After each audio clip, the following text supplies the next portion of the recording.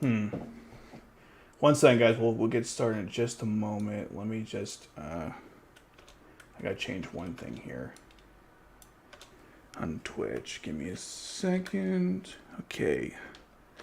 DX is Code Geass. I don't know. Review Debunked. Okay. Does that fixes that problem? It's still what? Try changing the title. I did change the title. Sorry, this is a really... I've never had this problem before. It's still telling me it's not good. One second. It's still telling me it's not good. What the frick?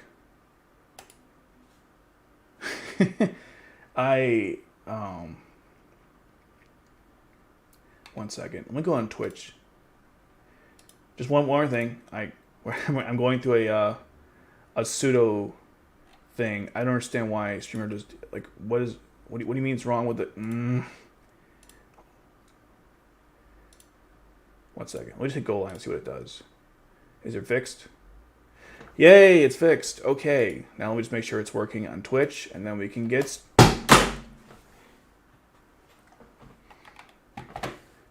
started. Hold on. Oh no, did I break my mouse? You gotta be kidding me. I think I did.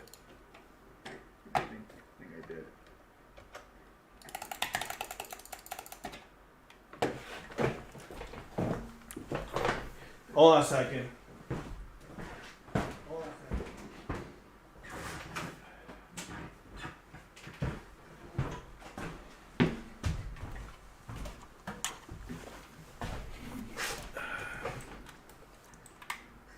All right, I know there's an echo right now, and I do apologize for that. I just wanted to confirm that something was working. Yeah, this mouse is like... Okay, there we go. I apologize, guys. That was my bad. It's so funny how, of course, that happened. Okay. It's good, too, because it actually... this is a very, I don't know, it's not a difficult thing to do, but I've always wanted to do this forever now, so there's that. Okay, guys, welcome to the first episode of Power of the King. And the reason why I decided to start this podcast is because on my videos, you guys consistently ask me questions about Code Geass, whatever it be, maybe discussions, analysis, what if scenarios. One person loves to ask me those type of questions. And given my current time with how I'm, my work and things like that, I'll probably never cover those in a, formal video. So the purpose of this podcast is to discuss those topics in a live stream format. Something like this. It might be 1 hour, 2 hours. We'll see, depending on the given topics that I'm going over. That's basically the purpose of this live stream. Now, this podcast. Now, because it is a podcast, I'm not going to be answering comments while I'm talking. I will do that at the end. So if you have questions for me, obviously, please comment throughout, but I won't be addressing any of it till the end of the podcast. So keep that in mind. So, with that, introduction out of the way, the topic of today needs no introduction. And that is, of course, DX's video on Code Geass. Let's take a little step back here. So many years ago, 2016, which is not even that long ago, but man, does it sure feel like it. Anyway, so 2016, DX made a video on Code Geass. And in that video, he broke down why he didn't like it. And since it's come out, it's probably the most controversial video on Code Geass. And you're probably wondering why that is the case, since there's been lots of videos before that kind of criticized it, and many afterwards. Holy hell, many afterwards. So what was it about DX's video that really triggered people, and what we're going to be going over today in this stream? Well, it's not so much that he hates the show, which is fine. Whatever you like is totally up to you. I don't have to even say that. It's kind of obvious, and we'll go over that crap later. But it's more like how he did it and the tone he chose to do it, which was really counterproductive. One of the things he stated in this video was this is supposed to be opening a discussion, a dialogue of the anime, But I'm not sure how you can say that when the tone is condescending, when the points are baseless, and clearly you're nitpicking like on the strangest levels, which again we'll get into later on. And that's why people didn't like the video. At least that's one of the reasons. I personally don't like it. Besides that, is the fact that it kind of ruined the entire, for a period of time, it ruined the discussion around Code Geass, because I've noticed on Reddit that there is like points people bring up. Not so much now, but in the last couple of years I've been on there, people bring up points about why they don't like the series, and I've noticed those are clearly DX's points. So this video clearly triggered me for that reason. I'm kind of sick of hearing these wrong arguments presented as if they are somewhat true when they are not, and we'll get into that later. And that's basically a nutshell. The video is just filled with inaccuracies. The tone is dishonest, despite what he said in the beginning. In fact, his initial preamble was bullcrap. So it's enough to piss off somebody, and there are some things he says that we'll go over that illustrate that point. So that's why people didn't like the video. Of course, then you have to ask an important question, which is, if he did say in the video, which again I think was bullcrap, that, hey, it's just my opinion, you know, you can like what you like, I like what I like, it is what it is. So if he clearly stated this, why are we even doing this? Why are we here right now? If he just said, hey, it's just my opinion, guys, okay? You can like what you like. The reason why we're doing this, the reason why I'm here, is because, one, I don't even care if this is your opinion or not. It was garbage from the moment you made this video, and you could deny it all you want, but it was. And so I have a right to discuss it and mention why it has problems. That's the first thing. Second, as I just mentioned, this discussion that you started has only made the discourse around Code Geass worse. So it's frustrating that now when people discuss the story, your crap consistently shows up. So unironically, you actually made it worse. You wanted to open discussion with Code Geass, which I understand, but unironically, you made it worse by bringing up stuff that's not even remotely relevant to the topic. So there's that. And then the final thing is, and this is a very vanity thing, I'm not going to lie, but no one has actually gotten through this video and discussed why it's bad. I mean, there was that one video from Anime Uproar, and I don't have negative or positive feelings towards that channel. I'm kind of neutral at this point. But he made a video about why DX, he did a rebuttal for DX's video. And the problem with that was there was no nuance behind it. It was simply a very basic discussion on the video. And the things he went after was, oh man, that was bad. That was a terrible rebuttal to what I thought was a very destructive video, and continues to get destructive, by the way, as it's, you know, it keeps getting views and people keep watching it. And man, some of those comments too, I'm a little frustrated reading them, but we'll get to that in a bit. So that's the problem, really. It's, you know, there was never really any kind of, I felt like, a competent discussion on the video. There was also a live stream that Anime Uproar did to follow up with it. And again, the people who were on that panel, no offense to any of them, but they didn't really address the problem with the points. They're like, oh, it was nitpicky, or he didn't understand the story, or he didn't understand exactly what Code Geass was about. Okay, then can you please go into that further and discuss why it was so unproductive, why it was a bad video? And unfortunately, they don't do that. So this video essentially is for myself, because I've wanted to talk about this for a long time, but for anybody who has wanted to get an actual formal rebuttal to DX's video, because we're going to go through every single point. I'm not even joking, every single thing he says. And it's crazy how many mistakes he makes, whether it be intentional or otherwise. And so that's where the rub nutshell. We're going to actually defend Code Geass against someone who, I don't know what they were thinking when he made this video. And given how they said he spent time planning this, it really doesn't show based on the final product. Okay, so now we got that away. A couple of disclaimers before we begin. And unlike DX, these are actually legitimate disclaimers. Number one, this is the most important disclaimer. Everything I say in this video is not a reflection on DX as a person. I don't know the guy. I'm not saying I don't want to know the guy. I just don't. We're not friends. We'll probably never communicate once. I don't know him as a person. He seems like a cool person, or a nice person at least, given how he's friendly to people in the comments in his community tab. But again, community tab is not exactly a, how do I put this, a reflection of who you are in real life. And we can also argue that everyone on YouTube is playing some kind of false role. And to relate to Code Geass, everyone is wearing a mask, pretending to be someone they're not. So that's, excuse me. So that's probably how he is. The persona he has on YouTube is probably not him in real life. So there's that. The attacks are not against him. They're on the ideas. This video got like over 200,000 views, which is impressive. In my opinion, unless you're a massive channel, 100,000 views on a given video is always an accomplishment. So a lot of people watched this video. A lot of people liked the video. So obviously, it's not just DX that they watched it for. They agreed with the points. So I'm not arguing against him as a human being. I'm arguing against the points he brought up. I have to bring this disclaimer. I know someone is going to misinterpret my passion and rage towards what this guy says as me attacking him personally. I don't know.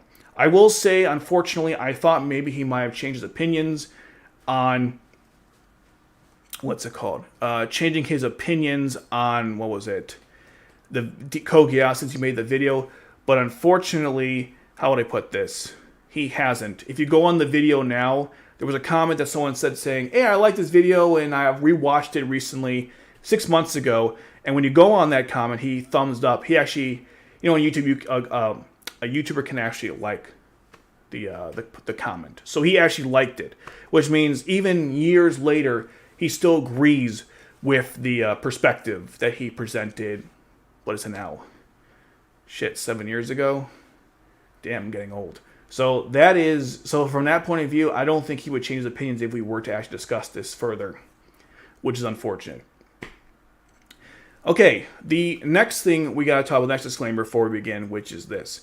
And this one's a little hard pill to swallow, but it needs to be said. I'm thinking about this from his perspective because he does mention the video, and I think it's worth noting. The reason why DX made this video, well, there was a bunch. I think most of them are bullcrap. But one I kind of understand, but I don't like the way he did it, or the way he did the whole video, which was he wanted to bring up discussion on Code Geass, criticize it, because literally nobody has since it came out. It's not true, by the way, because if you go on Mal, there was plenty of reviews way before his video came out. But I think it goes further than that. A lot of the fans of Code Geass have labeled this anime as like the greatest thing ever. And when you hype up something that great, what's going to happen is there's going to be a pushback. There's always a pushback from people. Because it's like, well, if they watch and they're like, hey, how come I didn't see it as that great show? Well, it's because it must be really bad. And then they'll start nitpicking and finding every single thing wrong with it because people are suggesting it is literally perfection. And it's not literally perfection. So that's why he made this video, because people were suggesting it was when it clearly wasn't. I'm not saying, Code Geass has problems, okay? I'm not on the side where like, oh, it's pure perfection. I don't agree with that. Obviously, I've done videos critiquing Code Geass and pointing out the positives. I think there's nothing wrong with doing that. But the problem here, though, is because people have hyped it up as like the greatest thing ever, pushback is just naturally going to happen. There was another example of this with Nostalgia Critic. If you guys know who that is or don't, doesn't matter. He made a video critiquing The Matrix. And when he made that video, people were really pissed off of him because they were saying, like, why'd you critique, like, the effects or random stuff? And he was saying, because people said that this movie was pure perfection. And because it was pure perfection, I point out, like, obvious stuff that was wrong with it. And that's what happened. So, it's one hand, it's like, you just gotta understand that this video, if it wasn't DX, someone else would have made it. That's really kind of the point. The fandom can sometimes be a little toxic. And one example that I'm not going to go too much into right now because it's a whole nother thing, and I will make a video on that at some point. The timing will hopefully be on point, which is the fact that people have compared Attack on Titan to Code Geass. I won't exactly say why for spoiler point of view, but that whole discussion has been complete garbage, no offense, because the stories are very different. Even the one part everyone's comparing, it's extremely different, and I'm not really sure why this keeps happening. But yeah, please stop doing that. It's completely, it's not a fair comparison. They're two different stories. Even the way the endings are constructed, it's just strange to me because I never, until I watched a video from a particular channel, ironically it was actually Anime Uproar who discussed the manga ending. I was like, I didn't see it as those the same, but I'm like, I kind of get it, but at the same time though, it's, you know what it's like? It's like comparing Death Note to Code Geass, and we're not go far into this either, but it's the same basic thing where it's like, if you were to take, how do I put this? If you looked at everything on peripheral level of just like the basics of the story, you might think, well, they are clearly the same story. High school students, supernatural power, want to change the world. But if you look past those things, the two anime are very different. And that's kind of frustrating as well when you have people who, I don't know, like are so defensive of this stuff that we get into these weird discussions, which people would stop doing. I will admit the Death Note versus Code Geass is a little bit off topic, but the point I'm trying to make is, you guys got to calm down. That's all I'm trying to say. Okay, that was a long preamble, but that's how this works. So, I was going to go, I guess. So let's get into the video. I've said so like 1,000 times. And here it is. I have it played. And I have it on my pop player because, how do I put this? I'm afraid if I have it on YouTube, it might slow it down. Plus, I'm going to be stopping this video often and going back and forth through it because, again, there's a lot to go over. So, without further ado, we'll get into it. Oh, one more thing. This video is really long. It's like 48 minutes. This will not be the first stream we do on YouTube for this. This will be a multi-parter. I imagine at least 2, maybe 3 parts. This is going to be a long one, and unlike other videos, it's very hard to find anything that's right about this. So, let's get to it. You guys have been waiting for it. Let's do it.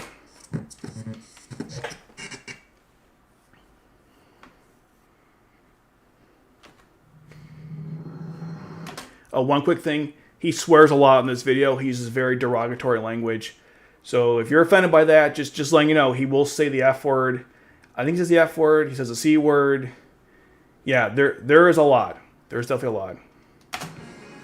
Code Geass is one of the most beloved and popular anime of all time.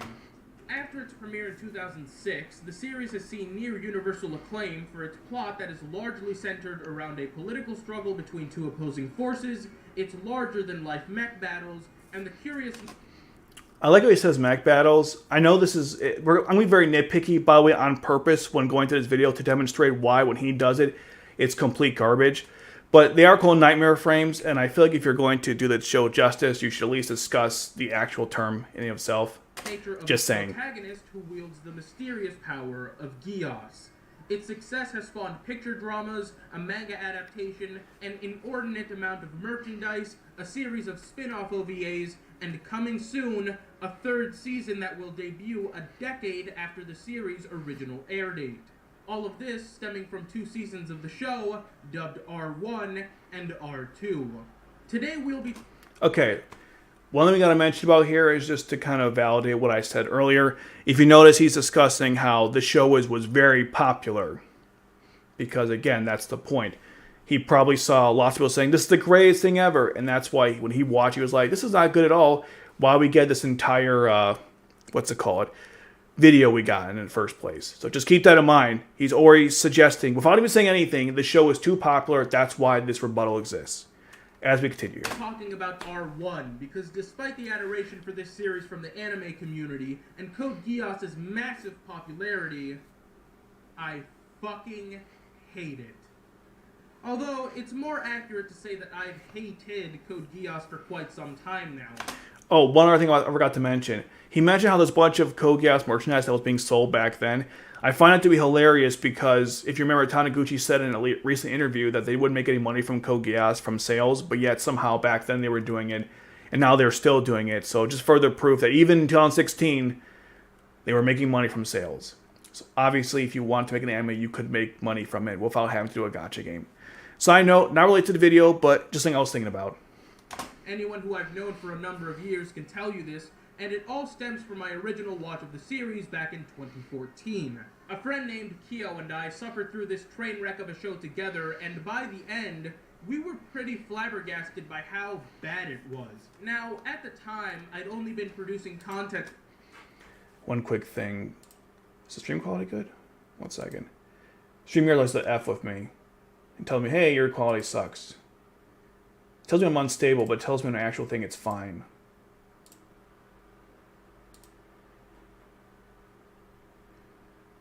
Okay, anyways, let's get back to this. For less than a year, and while I had a few anime reviews under my belt that had been scripted instead of improvised like the very early ones, I knew I wasn't ready to take on an anime like Code Geass. Fast forward 3 years, and here we are. I feel confident in my ability to illustrate exactly what I think is so bad about this series after having taken down other series with similar problems and of equal or greater length. Before this epic roast... Okay.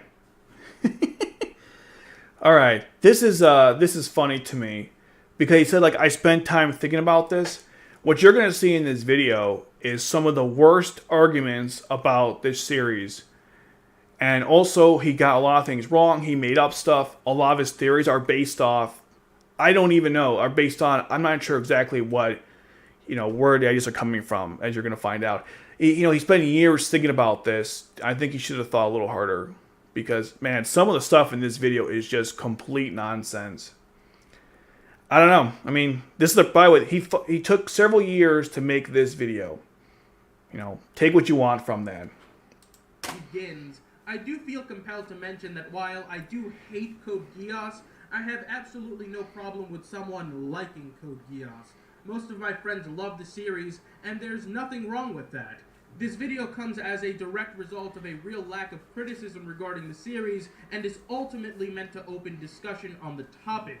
It should also be mentioned that this video does not exist to convince anyone that Geass is bad. I don't believe in an objectively bad or good work, and none of what I say here is intended to come off as fact, besides the statements made by the characters themselves in the series. We need to go over this disclaimer, because this is complete garbage. First of all, let's go through the points he made. I actually wrote it out. Let's go through how this is absolutely insane. Okay? He says, I have absolutely no problem with anyone liking Code Geass. Most of my friends love the series, and I'm wrong with that. What exactly are you saying here? Nothing. I get so frustrated when people, YouTubers, and I've done this too, so I'm just guilty. I've done the same thing where I'm like, you know what? You can like what you like. I can like what I like. What exactly are you accomplishing by saying any of this nonsense? The answer is absolutely nothing. You're stating the obvious because you want to cover your ass. This whole disclaimer is just covering his ass. I don't know. I just hate when people go like, listen, man, you like what you like. I like what I like. All right, I got friends who like Code Geass. I'm not even going to go to why that argument can go into a weird place. But ultimately, it's like, listen, I hate it, but you can like it. It's fine. That is so condescending. It is so disingenuous, and it doesn't mean anything anyway. It's like saying it is what it is. No crap, it is what it is. Although, so stupid. Now, the other thing to suggest is that he says this, right? But as we're going to go through this video, the tone he presents his arguments dictate a completely opposite opinion. He will insult this show on every fundamental level. He even insults the audience too, which I find ironic. It's in the end of the video, we won't get to it in this stream. But he does insult the audience too, which was so... whatever. But when I'm watching this video, and maybe this is a me problem. It might be a me problem. But I'm watching this, and he's saying stuff like, this is so stupid, and this makes no sense, and it's a complete nonsense. The storytelling is dumb, the characters are dumb, everything is dumb. It just... when you're so hyper negative about whatever you're talking about, but then you say it's okay if people like it, what exactly am I supposed to take from that? That I like the show, but you think it's incredibly stupid, and your tone is condescending, so therefore you're kind of implying I might be stupid for liking it?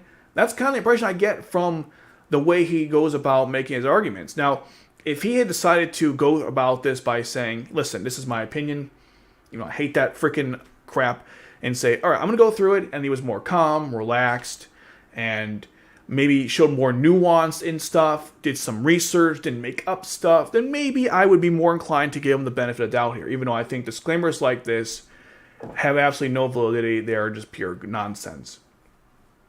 I just don't understand, I understand, I should say, it's cover his ass, but in the actual context of a disclaimer, it's complete crap. All right, so next thing to point out is he said...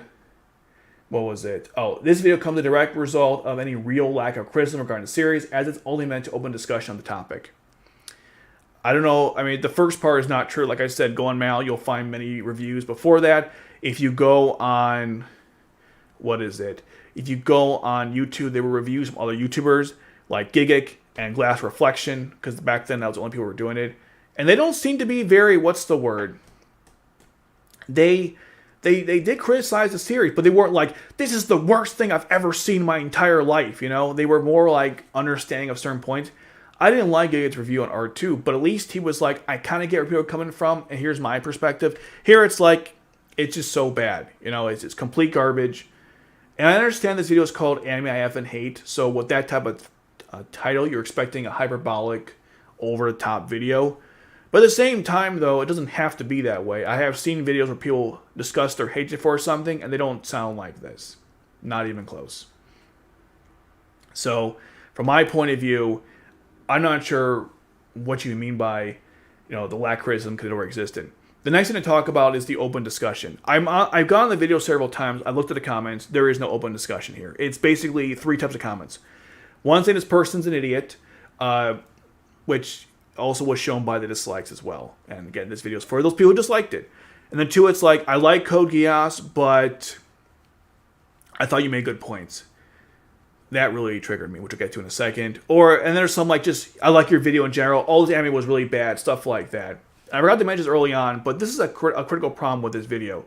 A lot of people probably haven't seen Code Geass, or they hadn't watched in a while. So when you go through his video, you might think he's making good points, but if you actually watched the show recently, you'd realize he's making up a lot of stuff in this video. And so he's basically giving people the wrong information, which they are, again, spreading through social media or any other discussion. Again, making the, anytime people wanted to talk about Code Geass, a very painful experience. Again, not recently, thankfully, but man, there was a time where everyone was parroting this guy's nonsense, which is frustrating. But in terms of open discussion, I just think that notion is very... Again, when you present an opinion that seems very factually based, it seems very one-sided, what exactly is the open discussion here? And I don't even see him commenting on people's channel, on the comments. I think he responded to a couple, but generally he's not there. So who is he talking about this with? This sounds like to me he just wanted to scream while he hates the show and just move the hell on. That's what it sounded like to me. He could have been honest and say, listen, dude, if he said maybe, I'm just going to rant about this show, I don't care what you think, let's move on, I'd be like, okay, I'll still be here doing this, but at the same time, though, I kind of would feel that that's a more honest approach, instead of going, well, I mean, it's, you know, I just want to have a discussion. I want to have a discussion. Oh, God, now I'm doing the Young Turks. But it's just like, I want to have a discussion. No, you freaking don't. Stop lying, man. Stop lying. Yikes. Okay. If you want to have a meaningful discussion, you shouldn't never make a video like this. I had actually thought about doing one for not DX, that's the channel, for Death Note in this sort of way, but I realized after watching his video, I'm like, yeah, don't do that. This is before my media channel was even a thing. Just in general, I was like, I didn't like Death Note for the longest time, and I wanted to do like a whole like discussion why I think this show is bad. Of course, since then I've read the manga and I've watched the anime a couple more times, so I kind of appreciate it a little more. It's still not my favorite, but I've learned that if you want to have a discussion that's meaningful to people, you can't do it like this, and that's that's not how you should do things. So that's the point behind that.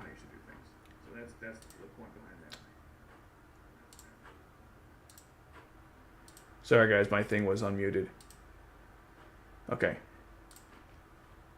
I was closing tabs. Okay, like I said, if that is your approach to doing things, then you know you're not going to really convince anyone of anything, which I don't know if he was. All right, then he says, it should be mentioned this video does not exist to convince anyone that Geass is bad. You could have fooled me, honestly. You really could have fooled me. There is persuasion when you do anything in writing it or presenting media-wise. It's always, what is it? Persuasion, informing someone, or entertaining them. I'm not sure the information part comes in because the stuff you made up stuff in the video, so it's not that. I guess there's entertainment value here. Some people legitimately think this is a funny video. I don't know. And then there's the course persuasion. I think this video is trying to persuade people to go in one direction. I can't really see any other way at this point because, again, if he said like this is supposed to be a counter culture or a counter response to Code Geass being that great, obviously he's trying to convince you otherwise, especially with this tone. And one thing I want to mention I kind of forgot about, which was a lot of people commented on, you know, I like the X's video, but I also think Code Geass is great.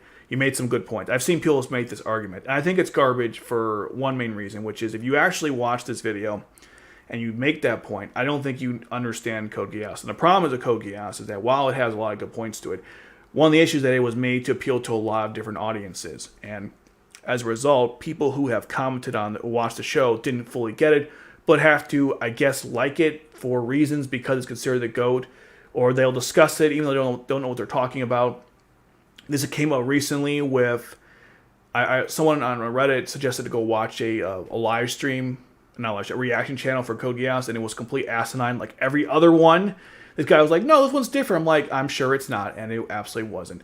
The point is, there's a lot of people who, I hate to use the word normies, I hate to do gatekeeping, but it just seems like there's people out there who watch the show, don't fully understand it, and then you have them commenting on stuff like this saying, well, I mean, you made some valid points. I'm like, no, you didn't. If you really understood the show, you wouldn't say that at all. And that's what's really frustrating about comments like that. The problem with Code Geass, it's got a really wide appeal to multiple individuals, which was a plan when they made it. But you also invite a lot of people in there who shouldn't be watching the show. Or if they're going to be watching it, what's the point? If they're going to be watching it, then you got to, like, I don't know, think about things first. That's kind of my point. Okay, so that's the thing I wanted to mention about that. But yeah, the whole disclaimer is bullcrap. The last thing I want to mention about that, actually, he said here, I don't believe in anything. Sorry, I'm still going through this. I don't believe in anything objectively bad or good work. None of it what I say tending to come off as fact, besides the statements made by the characters themselves. Well, you also made up like stuff in the story too. And saying objectively bad and non-objectively bad doesn't exempt you from criticism. I don't think he's trying to exempt himself from criticism, but I will say I don't know what the point of the disclaimer is. He's not saying anything, like I said before. I do think it's funny. He said like what the characters say and don't say. It's somehow you're gonna see he made up stuff anyhow. I don't know. The whole thing to me is just complete garbage, which is kind of frustrating. Anyhow, let's continue on here. I've waited this long to review Code Geass because only now do I think I fully understand the nuances that make it so bad. To its credit, Code Geass is a far smarter series than anything I've reviewed before. It's an entirely different beast in terms of... He put Akima Got Kill on here. I have mixed feelings about that show, but I understand if he didn't like it. I think what it does well, it does very well, but some of the stuff on it is just, ooh.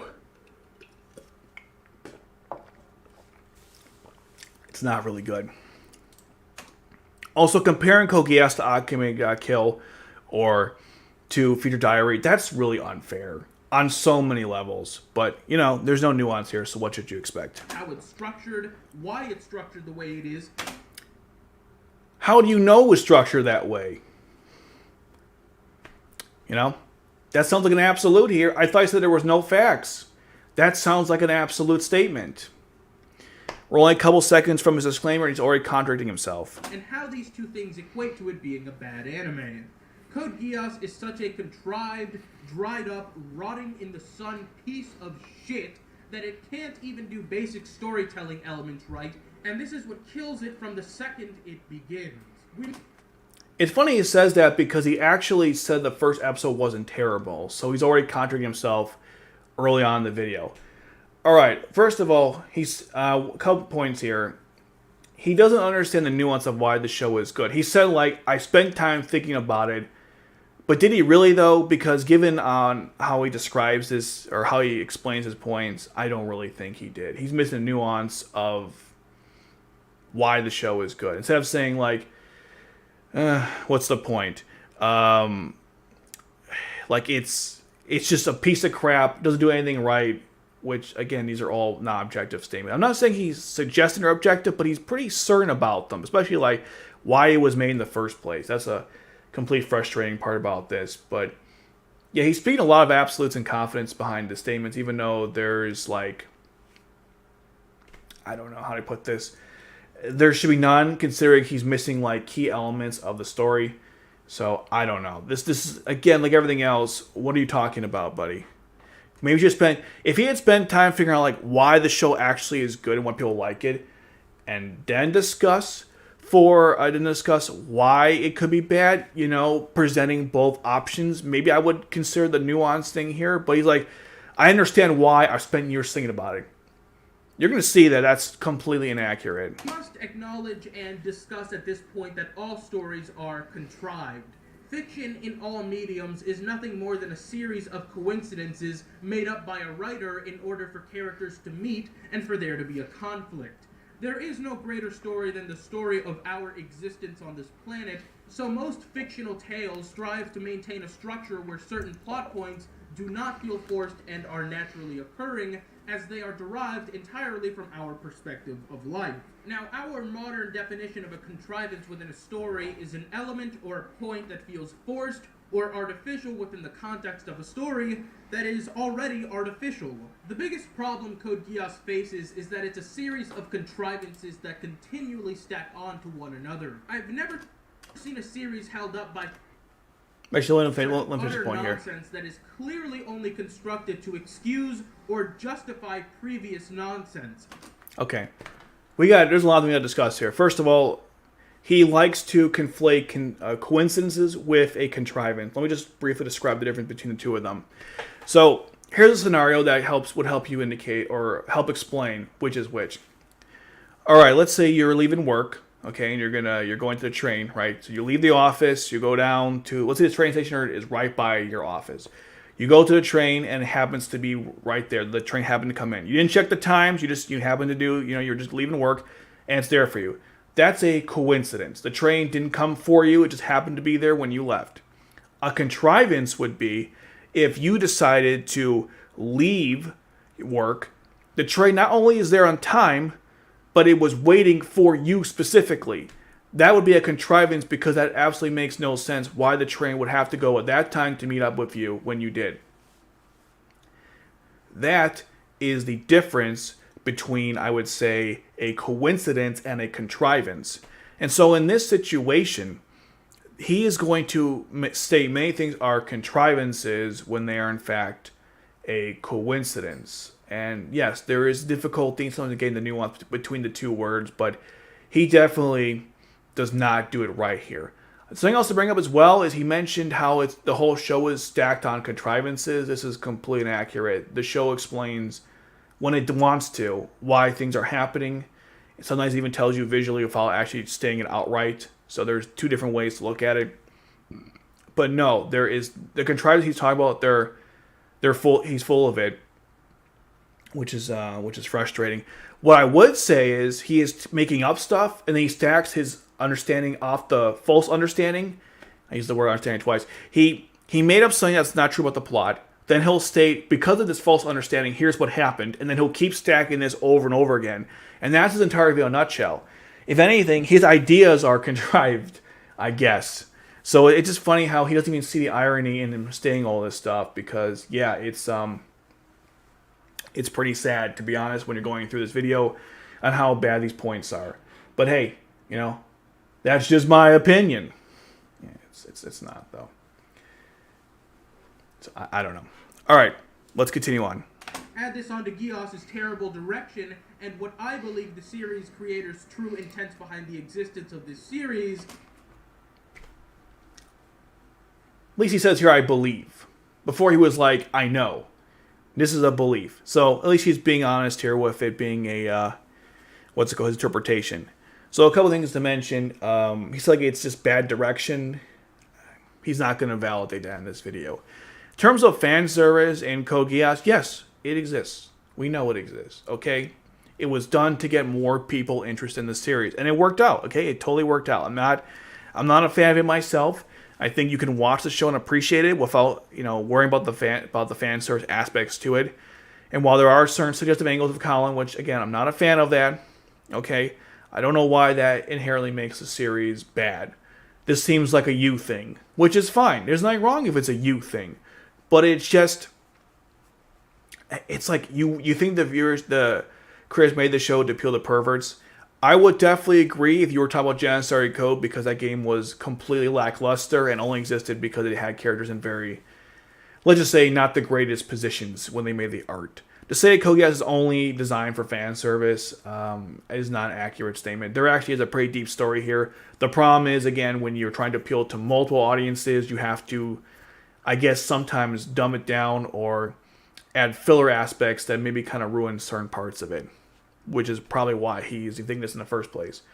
I would say tagging the fan service is low-hanging fruit, and honestly, you could say a bunch of shows that have fan service are inherently bad, which is not true, but I wonder if he would feel that way. I think he's criticized other ecchis too in the past, so I'm not sure why we're here. But anyways. And you've got a really bad show. Our story... No, we don't. ...begins in Area 11, otherwise known as Japan.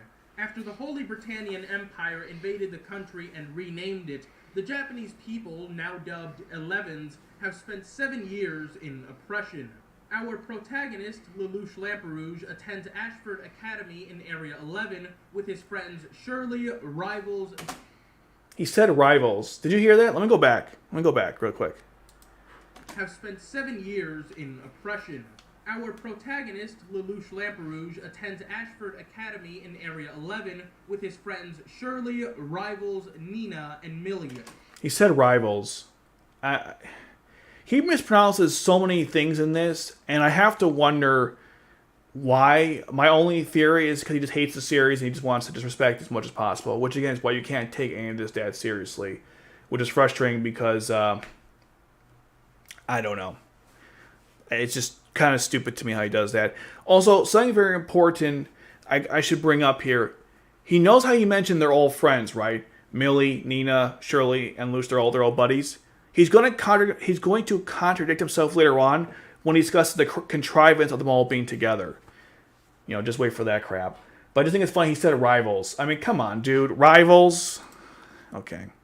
Lelouch is secretly a former prince of the Britannian Empire who renounced his claim to the throne after his mother was murdered, and his father, the king, Charles Z. Britannia, did nothing about it. He lives in hiding with his sister Nunnally.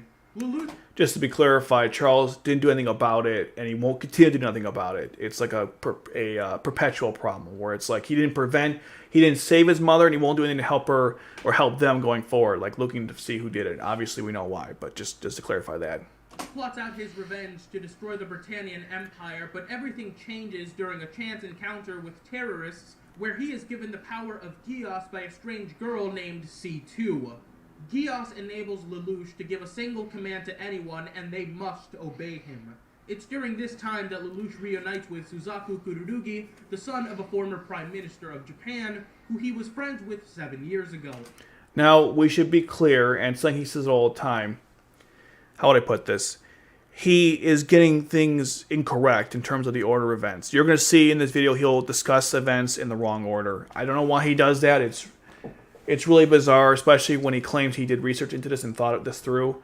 But just like everything else he's going to get wrong in the video, he decides to go off and discuss things in the wrong order. He actually met with Zaku first and then got the Geass power, not got Geass and found Zaku.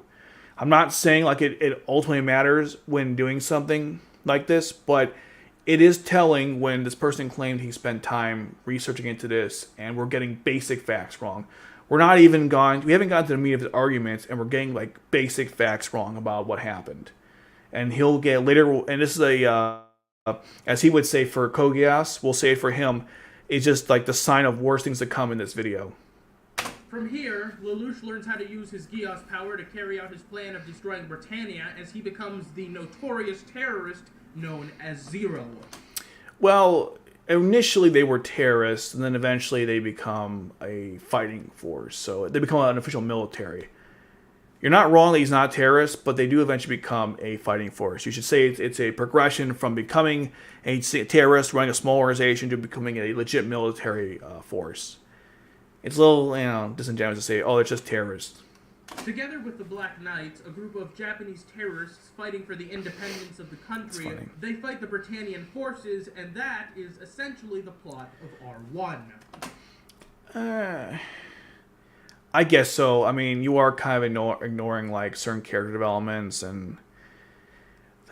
Okay, we'll go with it. I think there's a little nuance here you're missing, but fine, we'll go with it. Because there is so much wrong with Code Geass, I think it'd be best to highlight some of the problems it faces early on, then which, by the way, none of which are actually legitimate things, as we'll point out. Do some rapid-fire shots as we make our way through the 25 episodes. This must be done in order to fully exemplify all of its issues as the series progressed. To its credit, Code Geass doesn't have a terrible first episode. Didn't you say early on, since the beginning, it was already bad? Which is it? Was it bad in the start or was it not? This was literally in your script. You could go back, like, we're only 5 minutes in. You go back maybe a couple paragraphs, you would notice that you literally said that it was bad from the onset. Now you're saying it wasn't. Okay. The series starts out and wants to portray Lelouch as a genius, and does so initially by him challenging a Britannian aristocrat to a game of chess. He's trapped strategically and has little time to win. So what does the series do here? It shows him exiting the building with rivals exclaiming that he won. No, it does not even show Lelouch winning the match, nor how he won it. I would think that if the goal is to portray someone as smart, you could at least show them outsmarting the person they claim to be smarter than, but I guess that's an advanced literary technique that Code Geass is simply not capable of. Wow. That was a mouthful, huh? Okay. I don't even know where to begin with this, so I guess we'll start from the beginning. Where do I begin? I guess at the beginning. All right. First of all, you said they don't show him literally winning. Well, they did. You literally show the image of him, like, winning the game. So, yeah, he did win. They don't show how he won, but they did show him winning. I find it funny. You literally showed an image of him winning the game. I don't know. Maybe we watched something different. So that's a very minor statement, but I just find it funny that you, or correction rather, that you said they didn't show him winning, but you showed him winning. It's kind of funny. Next thing.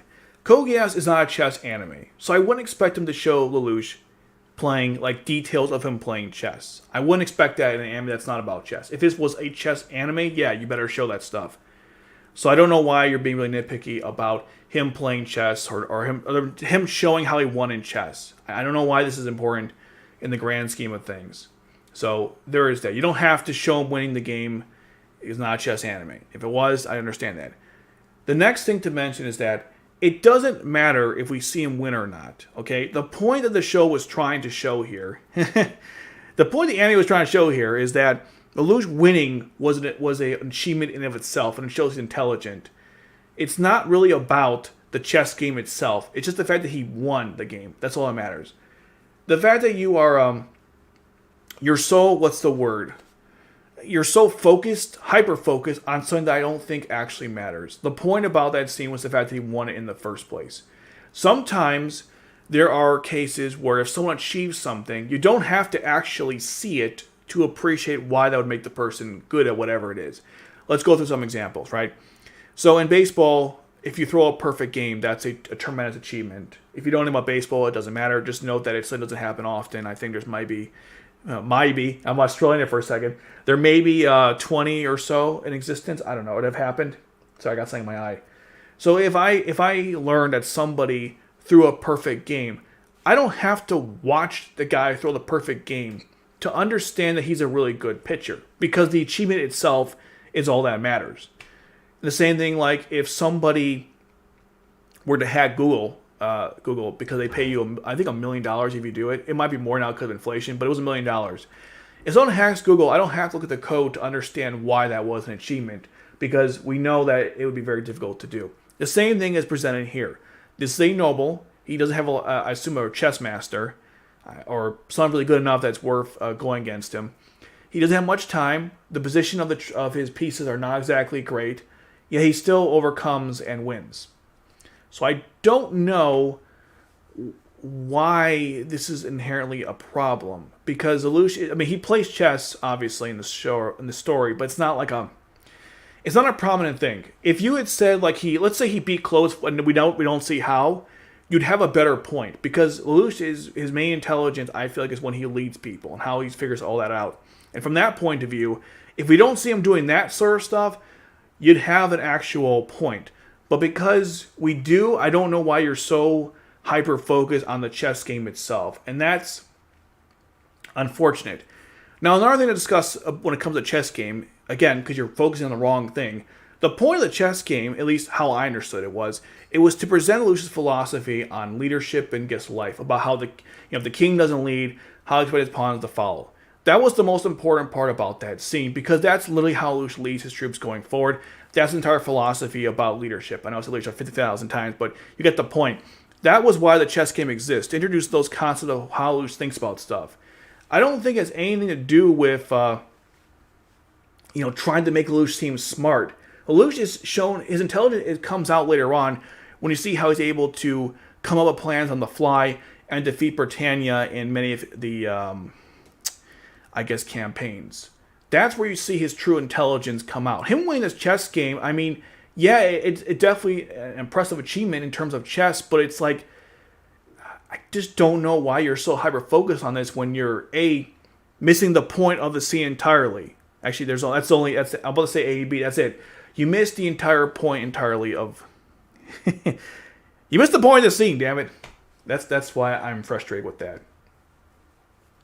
In fact, you could argue he wasn't really talking about chess that much. That was just his perspective on leadership in general. I know I've kind of gone around the bush here, but you get the point. Only adding to this is when Rivals asks Lelouch how he won the match. Lelouch says that pawns cannot advance if their king doesn't. I've never played a game of chess, but I'm pretty sure that's bullshit and was only said to make Lelouch seem smart and philosophical. The problem here isn't that the series wants to make Lelouch seem smart. It's that they want to make him seem smart as quickly as possible, not putting any effort into how they do it. Someone decided that the measure of brilliance here was a game of chess, but the series doesn't show him playing it, so there's that out the window.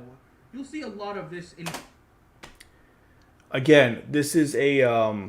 Actually, hold on, let me finish this point. Code Geass, where you think this series may actually be trying to showcase a certain theme, but it's really incredibly hollow and has little to do with this actual theme, as it's just being used as a tool for development or plot progression and nothing more. Okay. Oh man, I don't even know where to begin with this. Again, and I'll say that a lot because it's just all wrong. We're only like 7 minutes in and I've stopped like every second or every other minute because it's completely crazy to me how we're having these discussions. But, okay.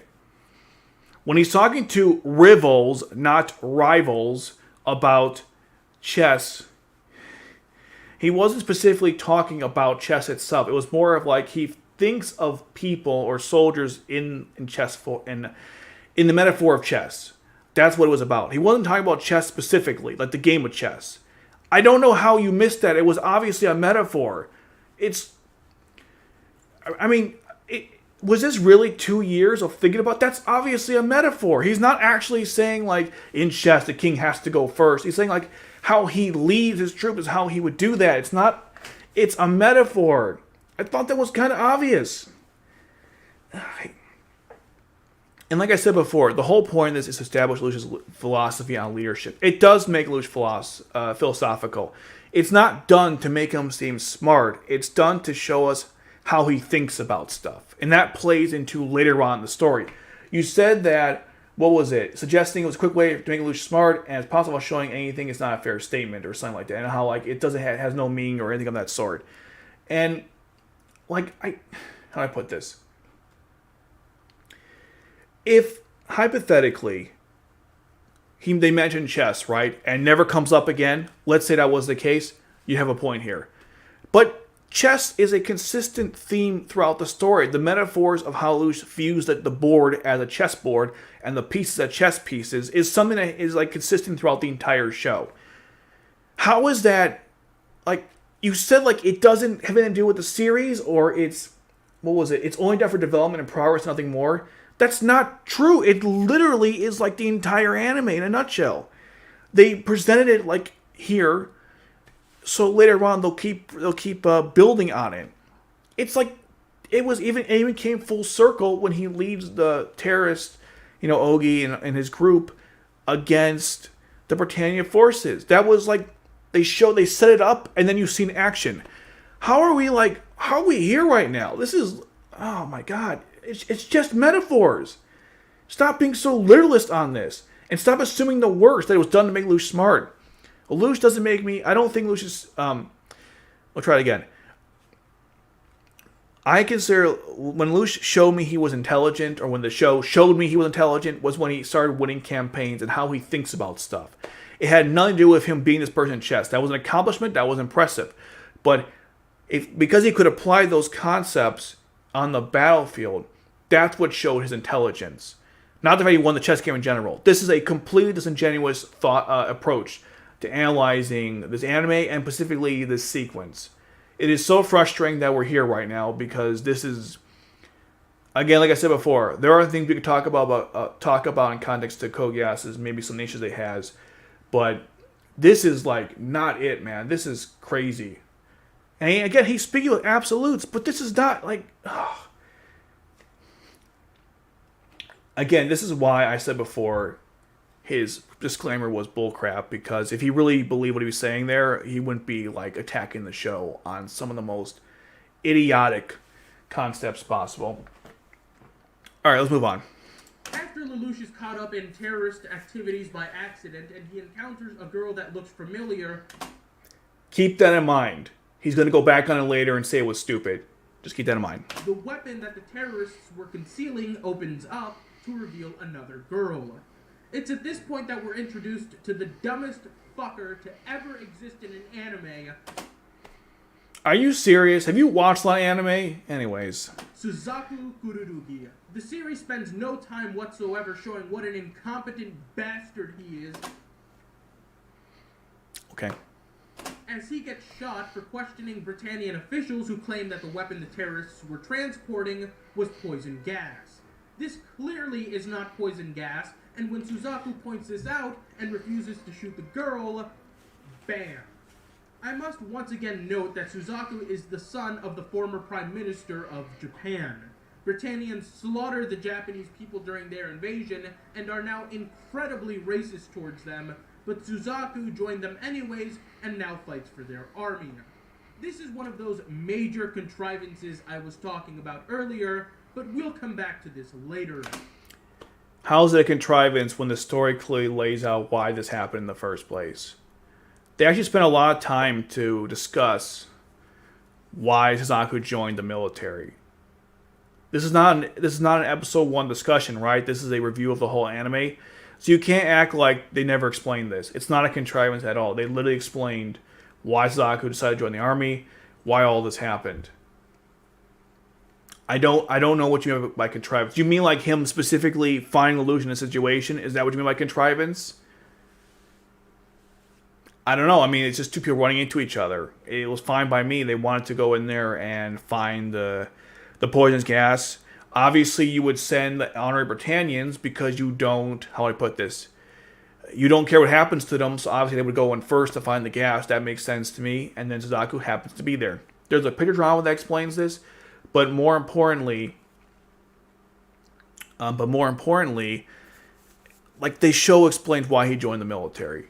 It's not a contrivance. It'd only be a contrivance if it wouldn't make any sense, like if it seemed artificial and forced. But how is it artificial and forced when the show clearly explained it? And since you're going through this whole show, almost a retrospective, you're looking at it from the beginning until the end. To the end. And when you do that whole thing, you're going to find that actually it does make sense why he joined it. It's not a contrivance. This is ridiculous. At this point, I guess any single time that people happen to do something that just happen to put in a situation to meet someone else, it must be a contrivance, It must be a contrivance, even though it's not, okay? This is ridiculous. And when he discuss later on, it's... Okay. Lelouch is given Geass, takes control of Valetanu's nightmare frame, and proceeds to give commands to the terrorists comprised of Ogi Kaname, Kallen Kozuki, and Shinichiro Tamaki. A couple things to mention here. Number one, he said Kallen and not Colin, like rivals. Why mispronounce certain names on others? It's kind of odd to me. Oh, you forgot to mention Toru, Kento, Minami, and Naomi. You said the terrorists of the following people, and you ignored everyone else. If you were doing full research into this, you would mention everyone who is involved with the terrorists, but you specifically only mentioned those 3. Now, those are the main members, but there were other people there too. I'm being nitpicky on purpose because, again, I feel like just not including stuff is kind of frustrating. And like I said before, how can you take this review seriously when you're being condescending to not just the plot itself, but the characters? Like, everything here is a consistent attack. It's really frustrating. I mean, how would this start a conversation when the tone is just completely the opposite of anything productive? As it turns out, Clovis La Britannia, the viceroy of Area 11, is commanding forces into the Shinjuku ghetto. Isn't it Shinjuku ghetto? Maybe I'm wrong, but isn't it Shinjuku, not Shinjuku? I was watching this video a couple of days ago, and I looked into the pronunciation, and it said on the website Shinjuku, but when I went when I watched the sub for Code Geass, they kept saying Shinjuku. So is it Shinjuku? Shinjuku? I don't know. The only reason why I'm even questioning is because his previous pronunciations have been off, so it wouldn't surprise me if he's getting this on purpose, or doing this wrong on purpose. I thought it was Shinjuku. To contain the information that this weapon has been stolen from them. Lelouch sees this as a chance to enact his plan and uses the monitor on the nightmare frame to give out commands. So he just said he used the monitor to give out commands. Okay, just keep that in mind. He's going to then later contradict this by saying, well, actually, it doesn't mean anything. That's not true. This is another one of the moments when the series tries to make Lelouch seem smart. Essentially, Lelouch is playing a game of chess with Clovis. He's using the terrorists as pieces, and he's absolutely destroying Clovis, who has many generals experienced in combat. Here's the important part about this statement. Okay? Here's the most important part. He said earlier that the chess stuff didn't play to anything else. It was just complete nonsense just to get the plot going, or, something like that nature. But yet, he just admitted that he just admitted what's going on in this scene from Lucius' perspective. So how can you say in one end that the chess idea was just something there for the sake of it, then you're saying here, well, actually chess plays a role into how Lucius thinks. You just admitted without realizing it that you're wrong with your previous point. This is just more example of him making stuff up, because, yeah, the chess has been a consistent theme throughout the entire story. Why exactly are you bringing this up in terms of, why would you bring that up knowing that it just made your entire argument prior weaker? Lots of contradictions in the script. Not something I think that 2 years of work would have come up with. But hey, it's just my opinion. To me, this doesn't make Lelouch smart. It just makes Clovis very stupid, along with the other clueless generals that can't see what the hell is happening. And once again, Lelouch equating this to... We'll get to the chess part in a second.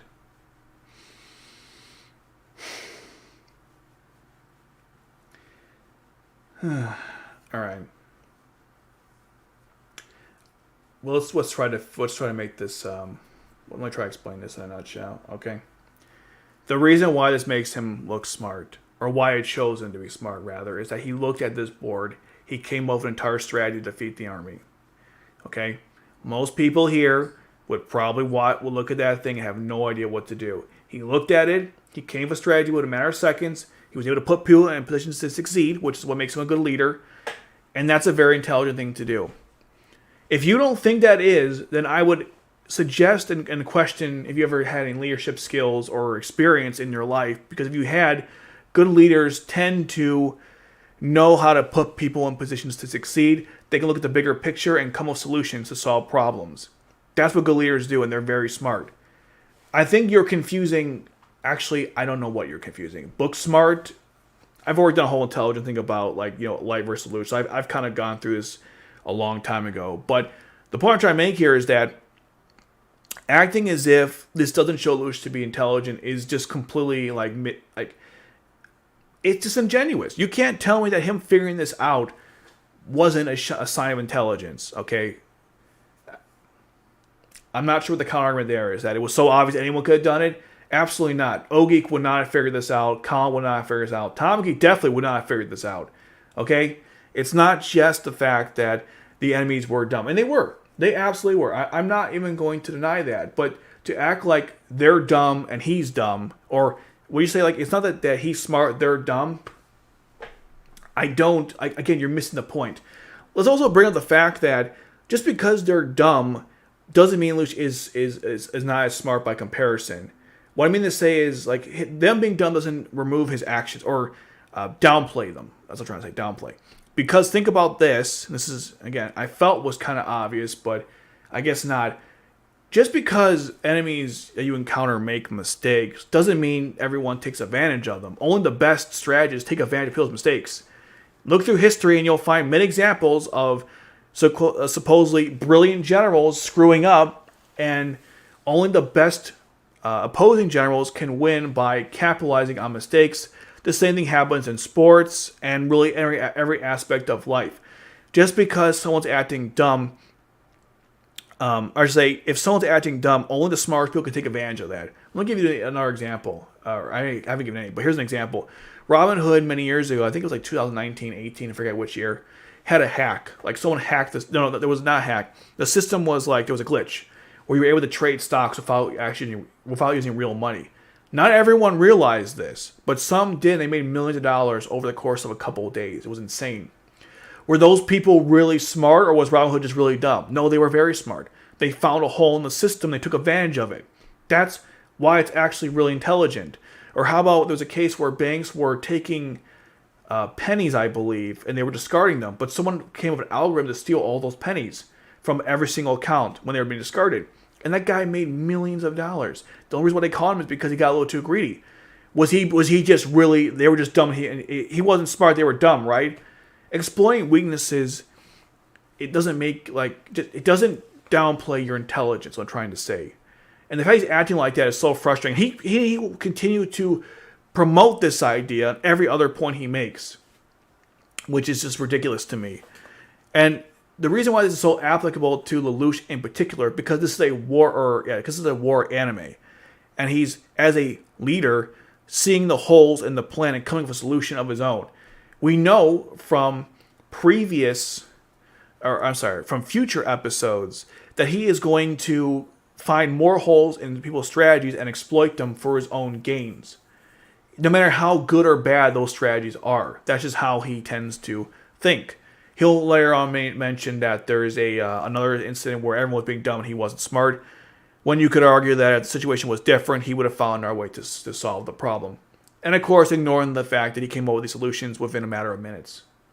Doesn't matter. It doesn't matter how fast he came to the solution to the problem. It doesn't matter how he was able to effectively lead people that he's never worked with ever in his life. Forget all that stuff. Clove was just a moron. That's it.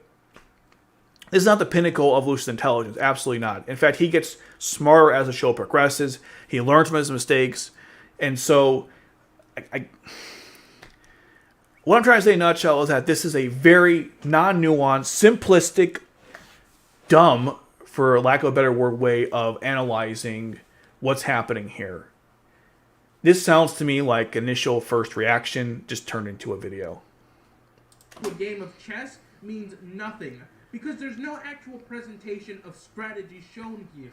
Catching people in ambushes and spouting off phrases that we don't see demonstrated on the screen is vapid, as we're not shown anything that we can really point to as smart.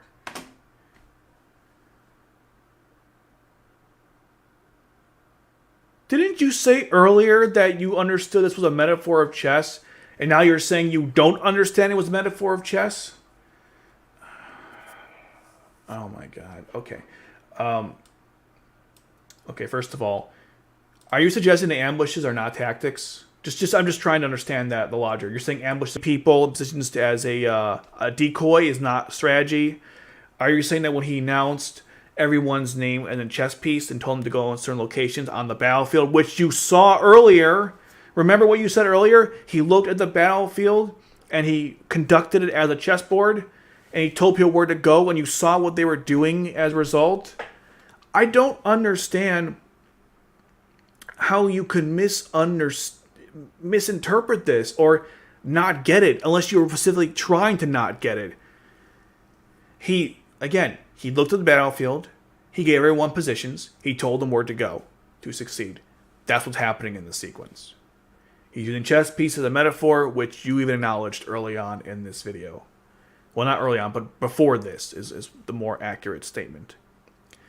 He also didn't just do ambushes, since we're getting real, because he's speaking in absolutes and comes to like what he said the story said and didn't say, and that's absolutely not true. So he didn't just do ambushes. He actually sent people on like attacking when the advantage was their own, when they had the advantage to do so. He also planned the whole thing out to get Clovis to, I guess, decide what he wanted to do, or force him to make a suboptimal decision. That was the whole point behind the strategy. It was not just to do an ambush here or decoy over there. Probably with the condescending tone, but that's how I feel when I'm watching this.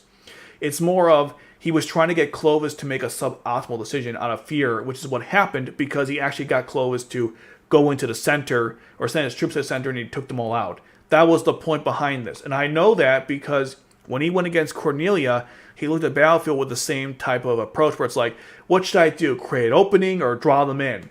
Because again, the whole point behind, you go here and you go there is to get out Clovis. And I thought the show showed that. Again, I keep saying show.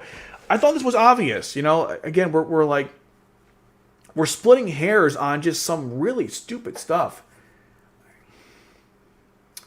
And like I said before, he gave instructions to people, and that's how you know he's intelligent. I mean, obviously, it's not actual chess places it's not actual position on the chessboard, right? We know that, but it's the idea that he's moving them as if they were chess pieces. That's the whole point of Code Geass. Like that's the whole point of that earlier scene, which you said was not inconsequential, was to show Lelouch views everything as a chessboard. That metaphor is coming into play here.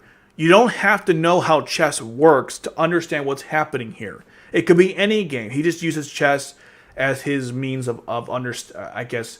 Yeah, he just uses chess as his means to give people orders and directions, I guess, and how he leads stuff. But you could use anything, honestly. You don't have to know how chess is played. He said it early on, and I was like, well, that was really stupid.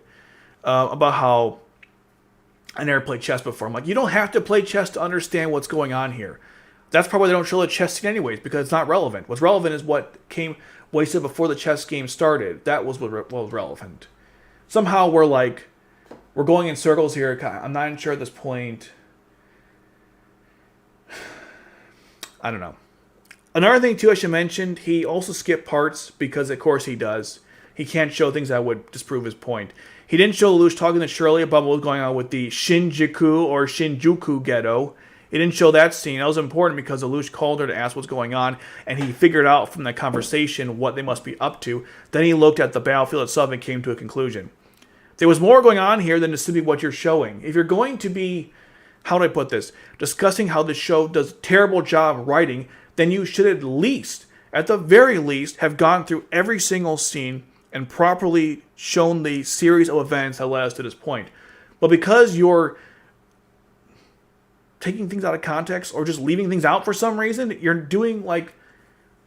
not really proving your point. And this is, again, why I'm angry with people who said outright that the guy made good points. Where are the good points exactly? We are 9 minutes in, and I've agreed with maybe one or two things.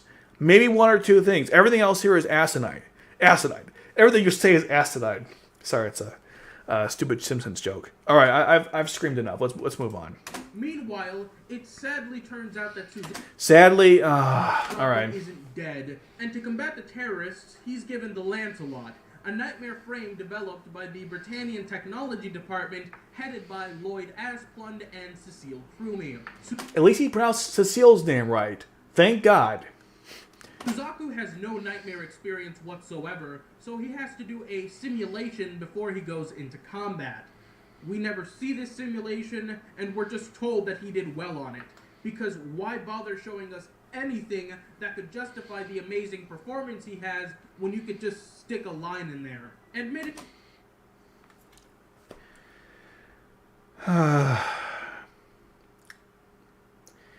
Okay. Here's the problem with what he just said here. This is just like the chess thing with Lelouch.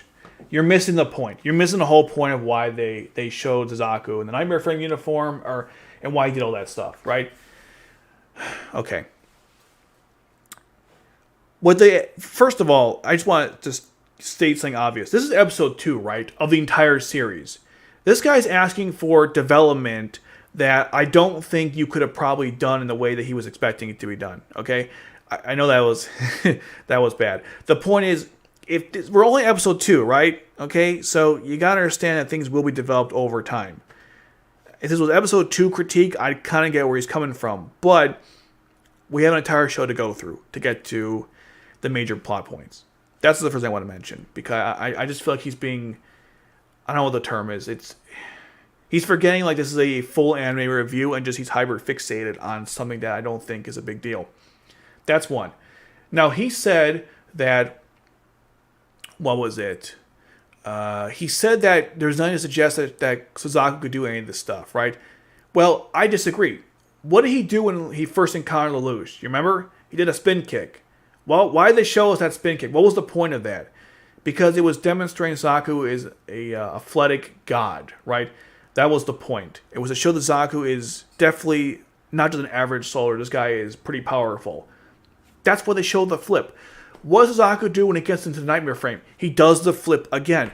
Why would they show you that? To demonstrate that Zaku was able to replicate his fighting movements in person and, of course, in the nightmare frame. He clearly has a high aptitude as a nightmare frame pilot. That was kind of the point of the scene. I don't know how, I should stop saying that because there's no point in saying that. That was the point there. Suzaku is a prodigy. That was obviously the point. He's a prodigy. I've said point like 1,000 times. I gotta find a new word. He's a prodigy who comes to nightmare frame as a nightmare frame pilot, or just an athletic god to begin with. That's when they've established in the story. The whole thing with Lelouch and Suzaku in these first couple episodes, they're trying to demonstrate that Lelouch is an intellectual, I guess, god or prodigy, and Suzaku is an athletic prodigy. So when the two come together, it's a really it's an incredible force. That's what made the Requiem so dangerous. You had Lelouch's intelligence plus Suzaku's fighting ability. Like, that's why they won. You're combining like two really powerful elements. And what they did in this episode, in these 2 episodes, they brilliantly showed, we'll go with brilliant. They brilliantly showed, they brilliantly set up the fact that these 2 characters are really good in those 2 aspects. Now, the reason why I brought up the whole, this is only episode 2 thing, because they showed later on that Suzaku said he was trained by the military. You see him later on in more nightmare frame combat. This guy can dodge bullets. He can dodge Miles' bullet. Of course, he thinks it's stupid. But I don't care what he says about that. That's not relevant to anything. The point is, it shows how Zaku is actually really powerful physically. And this was just an example of it. So when you go back and watch the episode, you can say, okay, they don't tell us outright here why exactly he is able to beat this simulation, other than the fact that he was able to flip and leap several feet in the air and hit Lelouch and then replicate that in the nightmare frame, because obviously he's got an aptitude for nightmare frames. But later on, we're going to see why he can do that sort of thing. To act like there are no episodes beyond this, or you're only looking at one episode when this is a full review, is completely disingenuous. And because he is, of course, a prodigy, right? Why is this even an issue? Does anyone question why there's a kid? He's not a kid anymore. I think he's probably like a teenager at this point. Maybe he's an adult. I don't know. It's been a while since I watched the video. But there's a kid who can dream in code. By, I guess, DX's logic, how come we don't see how he's able to dream in code and write something up? Well, because he just intuitively can do it. It's a very, I don't know if it's unnatural, but it's a very uncommon thing when it happens. Prodigies exist in real life. These are both prodigies in 2 different forms of intelligences. That's why I hate when he says Zaku's an idiot. I'm like, in what way? Common sense? Sure. But when it comes to physical abilities, he's quite a genius. But of course, there's no nuance in discussion, so, here we are. I'm just frustrated because I thought they demonstrated why Zaku could do what he can do. And again, I don't need to see what he did in the simulator. What matters is what he does outside the simulator. I'm just like, let's actually take this a step further. Let's say we go with his argument and discuss, okay, when if we saw Zaku kicking ass in the simulator? What difference would that have made in the scene? The answer is none. We just see him doing it again. That's why I don't know what the point is. That's why I find it to be kind of silly. The critique-wise. Alright, let's continue on. But so far, we're 10 minutes in. These are his nitpicks, by the way. All wrong, by the way. Probably not many of the things I've mentioned are large problems. They're not problems at all. From Lelouch killing Clovis to Suzaku being given the Lancelot, these are not series-killing issues. And most of this could be lost in suspension of disbelief. You don't have to suspend disbelief. We have real-life examples of people doing this kind of stuff. Where do you think they got the idea from? You even discussed how contrivances are based on our lives. But the signs of impending dog shit were all there, which is why I like. No, they weren't. No, they were not. There is no impending signs of anything wrong here. This is fine. There's good storytelling here for the most part. I felt there was good setup of the themes of the story, and we're seeing cool stuff in action. Cool stuff in action, Jesus Christ. We're seeing Suzaku dominate as a Nightmare Frame pilot, which we'll see throughout the entire series. We see Illusion leading troops in a very effective manner. There is no impending doom. You literally just looked at stuff, you misinterpreted every scene, found the absolute... You misinterpreted things in the most incorrect way possible. You came to the wrong conclusions, and here we are. Holy moly. More sign that his clamor was complete garbage. Refer to Geass as a deceptively bad series. It's only once you're done with it that you can see how these problems plagued the series from the start. Actually, it's the opposite. If you go through the series, you can actually realize how later on explains why things happened in the past. You actually appreciate it more. That's what I've done in my videos and also just watching. Oh, they set that up. Oh, I saw what you guys did there. That sort of thing. By acting like that's not a thing here. It's just really frustrating. Oh my god. Okay, I mean, if this is what you think, I can't change your mind, but I don't know what we're talking about here. This is just so, this is so stupid. Problems will later snowball with the next episode being... There is no snowballing effect. You just made this up. I know I'm shouting at the void, but just... Kickoff point. Episode 3 formally introduces us to Ashford Academy, which is the second major contrivance that fuels this story. It becomes very blatant later on in the series that the characters are only teenagers because the writer needed to stick them in high school. Of everything he has said and will say in this video, this is the dumbest argument presented. What he just said was they are high school age because they want to put them in high school. So, in other words, it's the setting of the story. Let me present alternative arguments to demonstrate why this is stupid, okay? The writer, it's clearly obvious the writer only made Harry Potter and his friends wizards so he could put them in Hogwarts. It's clearly clear the writer only made Frodo and Sam hobbits so he could put them in the Shire.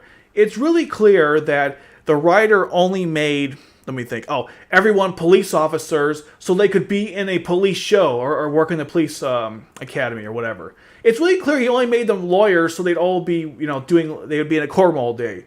What is your point exactly? It's a setting. I remember when I first watched this, I was like, is this legitimately a complaint? You're saying the writer, how about this much? Congratulations. Thank you for stating the obvious. Yes, they are in high school, so they're high school age to be in high school. Do you hate high school stories? Just say you hate high school stories. This is a you problem. It's not even a problem. You're criticizing the setting of a story. This is crazy to me. I can't believe we're here right now. This is nuts. This is 2 years, people. 2 years, and this is the best we got. This is the best that was presented. This is supposed to be the critique, the counterculture, the fighting back of all the praise of the show. Here's where we're at. Complaining that the person purposely made them high school age to put them in high school. I could literally take his favorite show, Ghost in the Shell, and say, well, they're all, they made the characters cyborgs so they all work together in the police force. It was clearly contrived, right? It's all contrived. Unbelievable. This was actually an argument. Ashford Academy will continue to act as a central hub for 90% of the conflict in this anime. Is that true? Let's go, you know what? Let's go over that, shall we? Let's do a quick summation of every single episode in R1 and see what was the main where the main conflict was. All right, Stage 1, Shinjuku. Stage 1 and 2 are Shinjuku, not Ashford Academy. Stage 3, yes, that was Ashford. Lucia had a conflict with Colin. That was the whole naked scene. Okay, Stage 4, He rescues Suzaku. Nothing to do with Ashford. Stage 5. The conflict was Suzaku and Yuffie and the Purebloods. Nothing to do with Ashford Academy. Stage 6. Yes, there was the cat chase scene. Stage 7 was the Saitama Ghetto, not Ashford. Stage 8, the building with the hostages, not Ashford. Stage 9, the drug dealers, nothing to do with Ashford. Stage 10 to 11 was Narita, no Ashford. Stage 12, half and half, mostly Kirihara.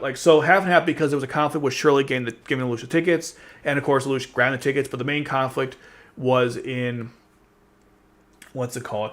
It was in, with Kirihara. That was the main conflict of that story. So half, but not really. Stage 13, it was mostly Port Yokozuka. There wasn't stuff with Lucian C2, but prior to that. But it was mostly Port Yokozuka. Stage 14 is Narita with Shirley, nothing to do with Ashford Academy. Stage 15 is half in Ashford and half in Clovis Land, so again, half and half. 16 is all Ashford. 17 is rescuing Toto, nothing to do with Ashford. A little small section, but nothing to do with that. 18 is small power on Chicken Island. Then 19 is Common Island. Again, no Ashford whatsoever.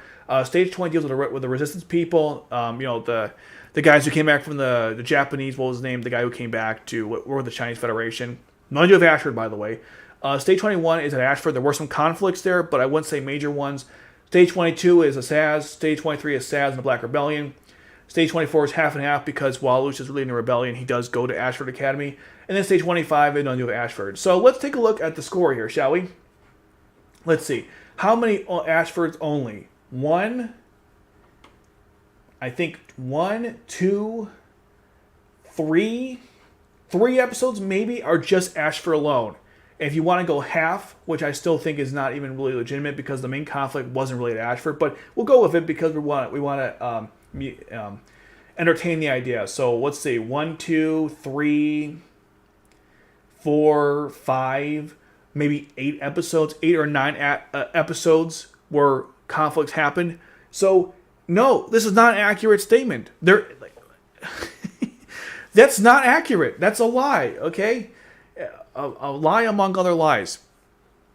That's not true. Most of the conflicts had nothing to do with Ashford Academy. He just made that up. But sure. I agree with his points, and I could like Code Geass and agree with his points. How can you when he's not even representing the show that we all like, to some extent? Okay. This is demonstrated well when it turns out that one of the terrorists who Zero commanded in Shinjuku actually... See, he said Shinjuku again. Oh, it's just weird. Anyhow. ...attends the school under the name Callan Stadfeld. Out of nowhere, she's appointed to the student council, which just so happens to be made up of all the central characters. You have got to be kidding me. We are now this is... Oh my god. This is... okay. Let me calm down. I know I've been kind of passionate in this video. You got to be kidding me. This is crazy. Okay, first of all, they literally explained why Colin was appointed to the student council, okay? Don't act like they didn't explain this. They totally did. What was the reason? Well, Colin was weak and feeble, and she couldn't partake in any of their school events. So Millie put in a good word because her grandfather is in charge of the school, I believe, to get her into the student council. They literally talked about in the anime. Why is that a contrivance? They literally made it up. Sorry, that's what he was saying. They didn't make it up. That was literally explained. Next thing, you said earlier, okay, in the first episode, that Lelouch recognized a girl. Remember you said that? A girl he recognized. That was Colin. They set up that she went to school all along. What is the... how do I put this? They set up that they two had some kind of connection to each other, or he recognized her. So why was it contrived that she was in high school? They literally imply that they probably do something together, or they have some kind of prior affinity or affiliation, whatever.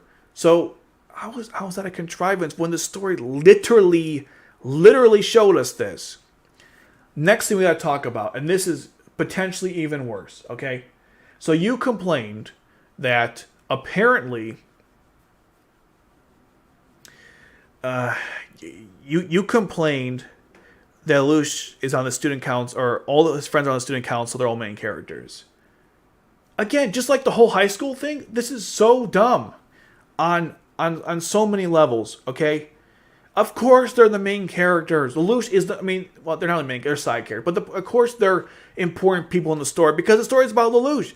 So anyone involved with him is going to be important to the story. Why is that so complicated for you to understand?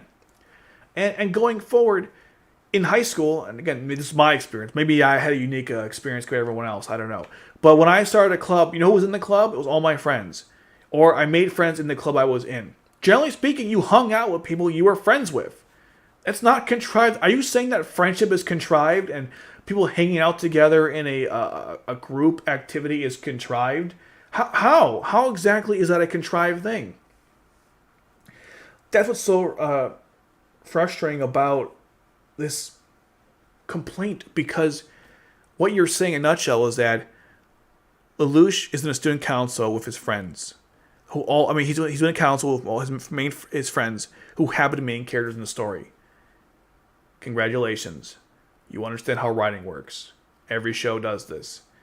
Why is it a main character and all his friends are part? Why is it in any show the main character's friends are important people to the story? Because the story is about the main character. This is, I don't know if it's writing 101, but it has to be close to that. That's like everything else. This is not a. These are not legitimate complaints.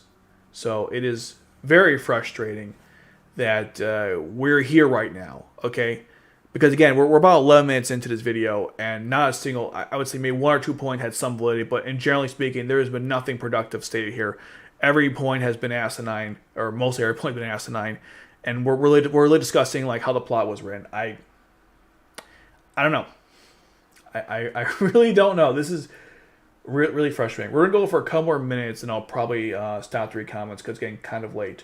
I'm gonna do a couple more. I want to get past this Ashford crap. After Lelouch slipped Now that's Ashford, but like the way he's describing it, just to be clear. up while trying to Geass information out of Callan, she begins Callan, are you serious? Stop saying that. Oh my god. to suspect him as being Zero. Keep in mind that. By the way, this is the conflict he was talking about. The whole idea, like, well, Colin was only in the school to cause this conflict, when in reality, he saw her earlier. It was like he just came out of nowhere. And it's the only conflict they have in general. Clovis's death is being investigated, and his general has just been captured on suspicion of treason. But then the anime cuts right to a school party with champagne being poured. In a gag right out of an ecchi comedy, Callan gets champagne all over her shirt and has to change. This allows Lelouch to carry... Okay, we'll get to the plan in a second. Okay. First of all, like I said before, the plan, the order of events is all screwy. But I suppose that's to be expected. He's right that after they showed like Bartley's, what's it called?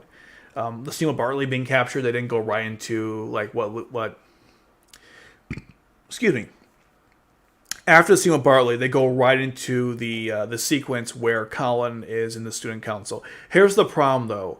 He completely misrepresented what happened. First, they show Lelouch and Colin together, and then the scene is broken up by Shirley, who finds Nina's flash drive or whatever it was, some data she was missing.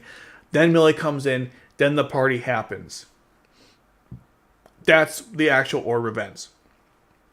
Now, for some reason, he's going to complain in this video. We won't get to it today, but he discusses like, oh, the show consistently goes back and forth between comedy, relief, I guess you could say, slice of life, and like people dying. And this is a problem because of tone shifts. When it's not, again, if you understood the story, you wouldn't say that. But yeah, here we are. I'm not really sure like what the problem here is. And yes, they inducted Colin to the student council, but they explained why that was the case. This just seems really nitpicky to me. I'm being really generous when I say that. Out his plan of convincing Callan that he is, in fact, not Zero. After bringing her clothes while she showers, they talk, and he's about to leave until the phone rings. Zero is on the phone, and Callan speaks to him, which absolves Lelouch.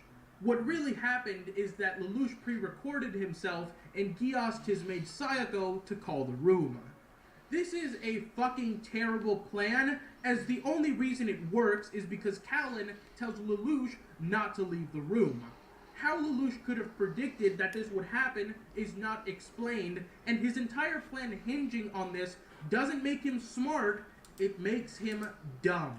First, Wait, hold on. he needed to be the one to answer the phone, as the recording likely wouldn't have started until he handed the phone over. There's no real guarantee that Callan would have told him to stay, which is the real problem here.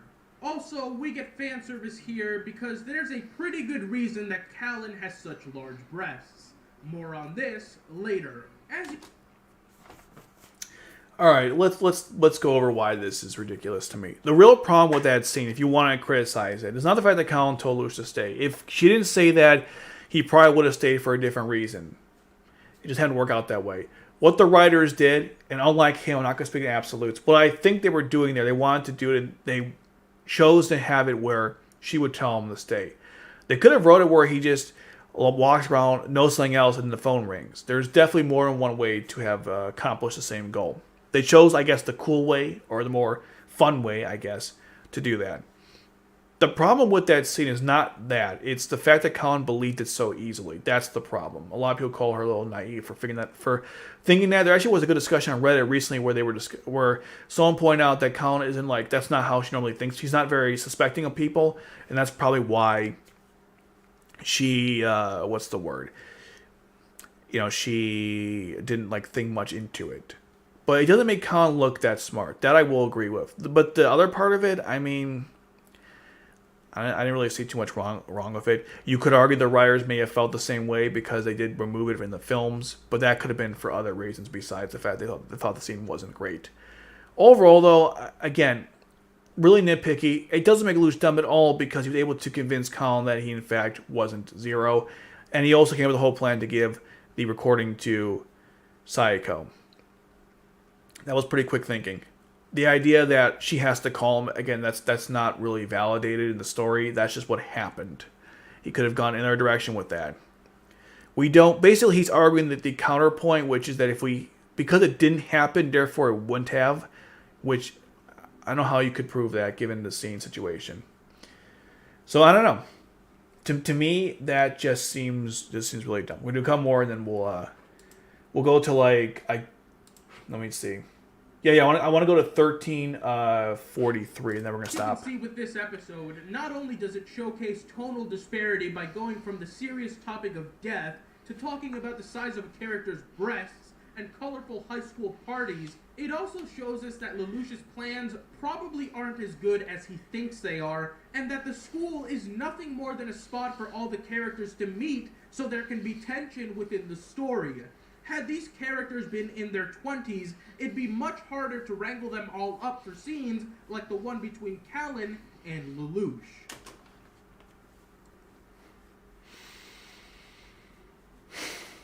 You know what? I think we'll end at this point here. All right. Well, at least the podcast, because then we'll go into something else, but or at least going over the video. I meant to say. First of all, the whole reason why they show the whole dichotomy thing. I know I said first of all the whole whatever. Yeah, so does the whole. The reason why they show the whole dichotomy is because of okay. Try one more time. This video is frying my brains. I do apologize. Okay. They show the lighthearted slice of life in combination to the death scenes back and forth to demonstrate the dichotomy of Lelouch's life. Because Lelouch is going through two different, he's got two different lives he's living, right? Lamperouge and Zero. So it's showing you the two perspectives that he faces. That was the point of those sequences. And one, and he's dealing with a really nasty situation with the Britannia and what's going on there. And another, he's having fun with his friends. That's the whole point. There's even times in the story where things will actually even, they'll blend into each other. Like when Shirley gives him the tickets, he's thinking about the tickets when he gets an invite from Kirihara. So he's actually, the two lives are blending in with each other. There's also an argument you can make that the whole point of showing the dichotomy of the two lives is that, or the two perspectives, is that you get to see that Britannia is really doing a great, is doing well, and the people in the Japanese people are not. And I don't mean the soda, I mean like the people. The pretending people are living a nice life. People in Japan are having a miserable life. That was another reason why there's a dichotomy between the two scenes. It doesn't really ruin. It's not really a bad tone. The tone shift doesn't bother me because I understand why they're doing it. Because again, Lucia's living two lives. We're seeing both of them in action.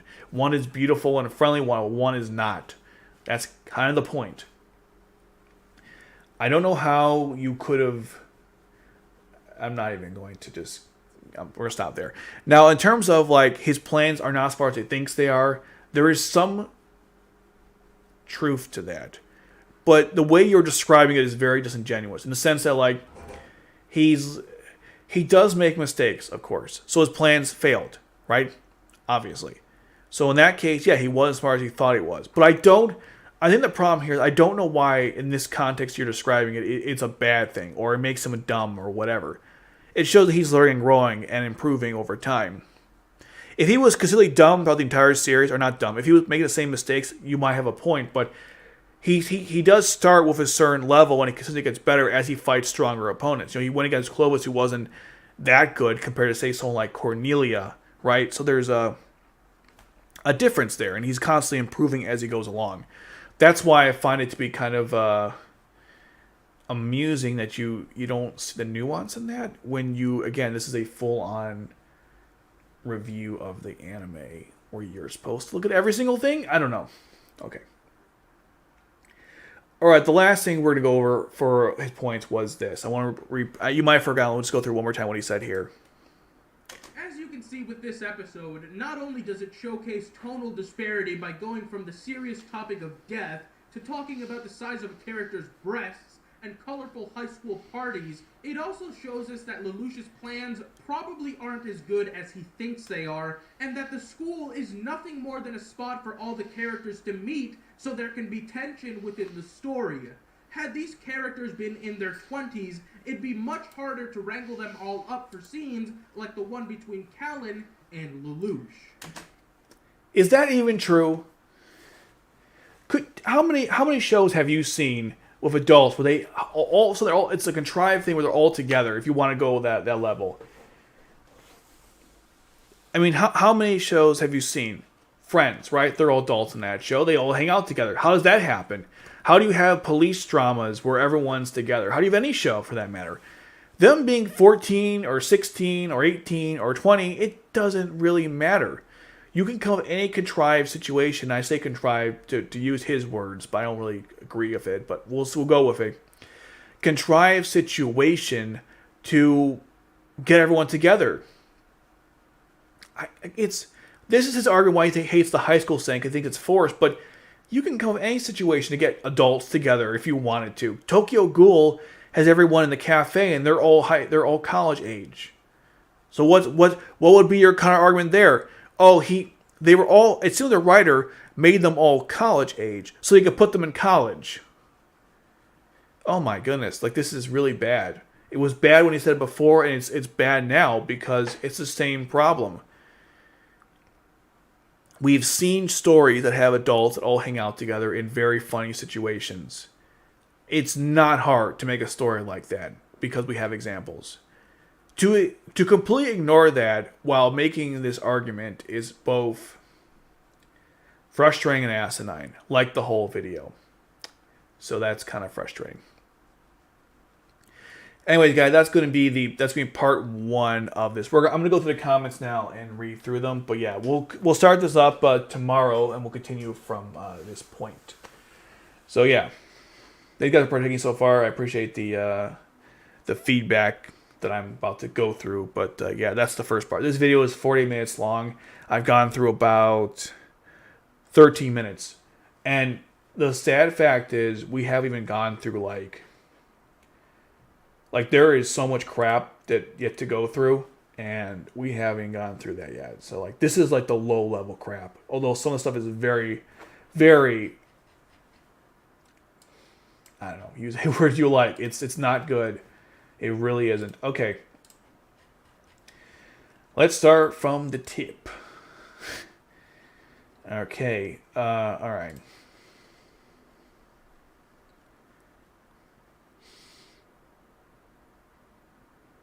He did a rant on Avengers Endgame. I had no idea. DX's video is entirely flawed. Flawed isn't even a word I would throw around, but he says about the series entirely in the video it's so inaccurate you can't even say it's criticism. I mean, it is criticism, it's just not valid criticism. He is criticizing the story, but it's just so bad. Okay, I think that was explained.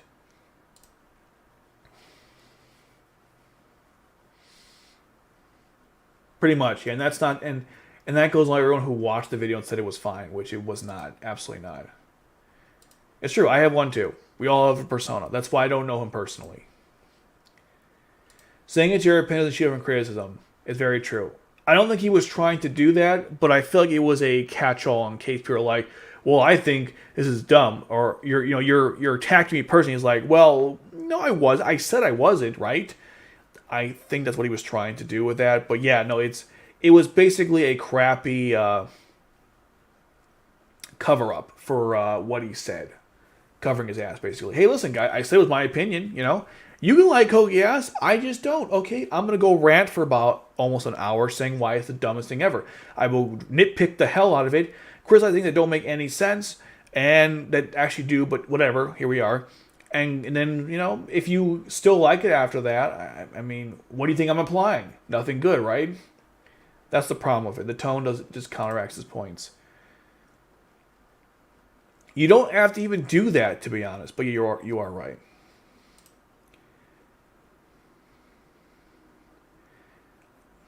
He probably did, like everyone else that feeds off Code Geass.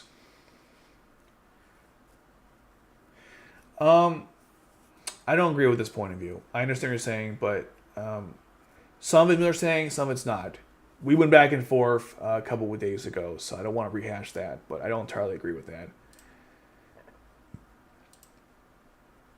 Yeah, I don't agree, but that's fine if you feel that way.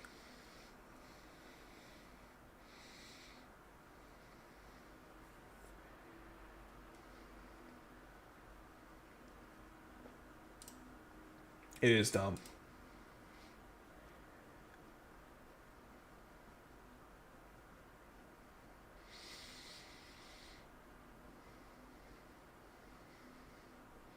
Okay, again, it's fine by me. Yeah, it's just different. Is DX popular on YouTube? I mean, he's got over 50,000 subs. That's not bad. No, yeah, he's got 150,000 subs. That's pretty good. I wish I had 100,000 subs. So yeah, it's pretty good. Some of the videos he's made haven't done too well in views, but I wouldn't say that it's complete crap. No, I mean, his channel is... No, he's doing fairly well. He had a couple bangers recently. And I don't care if he succeeds or not. It's not relevant to anything. But if you are asking, that'd be the answer. There was one about R2. I will go for that one as well. That's about over an hour long, which is insane. And just like this one, there's a bunch of stuff in there that I don't like too much. I will say that I have more, I guess, agreement with the second video, because there are some things where I can't intellectually say, you know what, I kind of see where he's going with that. I wish he explained it more. And they kind of did in other stuff, but with what we got, I can understand why he thought that. But with this one, though, this is really bad. R1's a really well solid story. There are definitely some things that could have been better, but overall, R1 was really well done. R2 has some things. There is no doubt. But a lot of assumptions were made as well.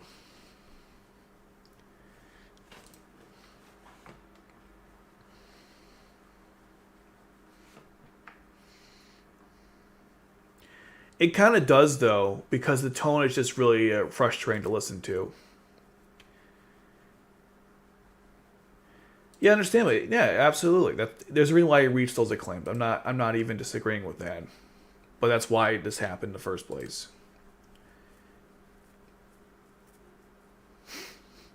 I don't know.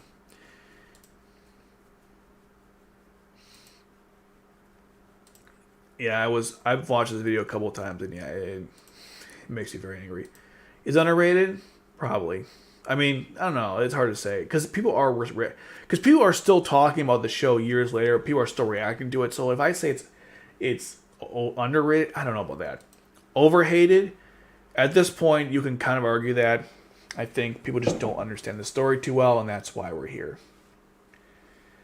Yeah, I wish they focused on the zero capture instead of the gotcha game. I completely agree with that. But of course, whatever. It's the whole video. The whole video is nonsensical. It's very frustrating.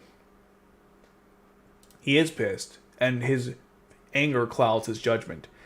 Anger clouds judgment. Hater canon is a proper word for what he calls of the criticism, the flaws in the story. I've never heard of that. Hater canon? I'm gonna remember that one. That's a good term.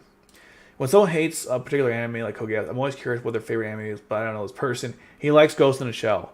I'm not a fan of that film, but I mean I can understand why he liked it.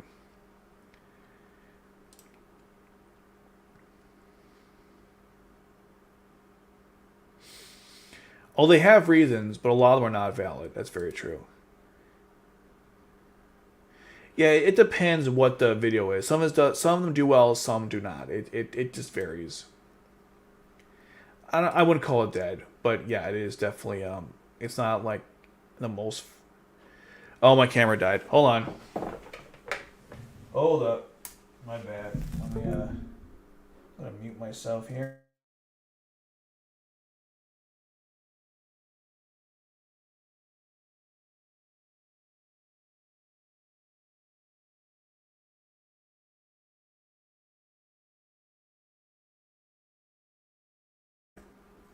Hopefully my camera will still show my screen. If you guys have watched previous streams, you'll know that this is a constant problem where I will switch out the battery and it still doesn't work. But hopefully it will. Hopefully it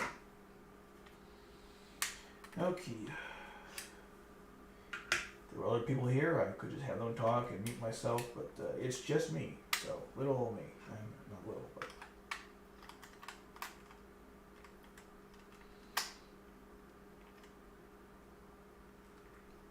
I thought I had more time. Usually I get a couple hours, like 2 hours for this thing. But I started this thing up a little earlier, and that's what happened. Give me in.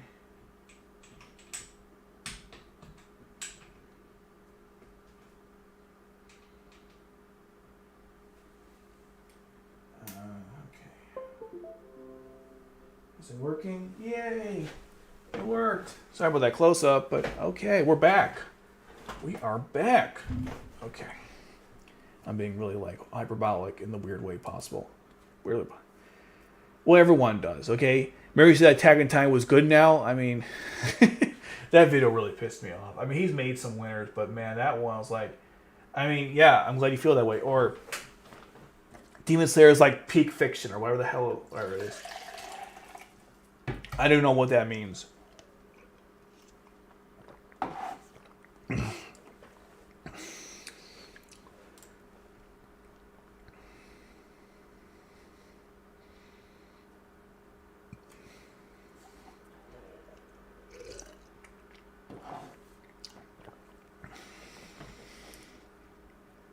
I mean, I have in my videos, so I don't think that's true.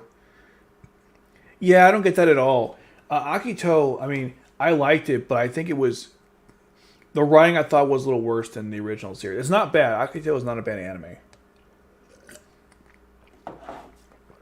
Don't misinterpret my points, but yeah, that was kind of weird. He called anime hate, but he complimented the show, which didn't make any sense.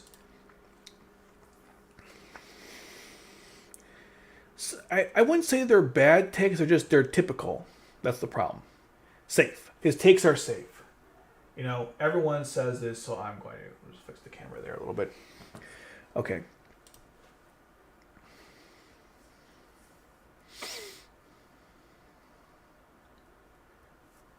I don't entirely agree. I think the Star Wars prequel stuff, I think there was a lot of good points made in that video.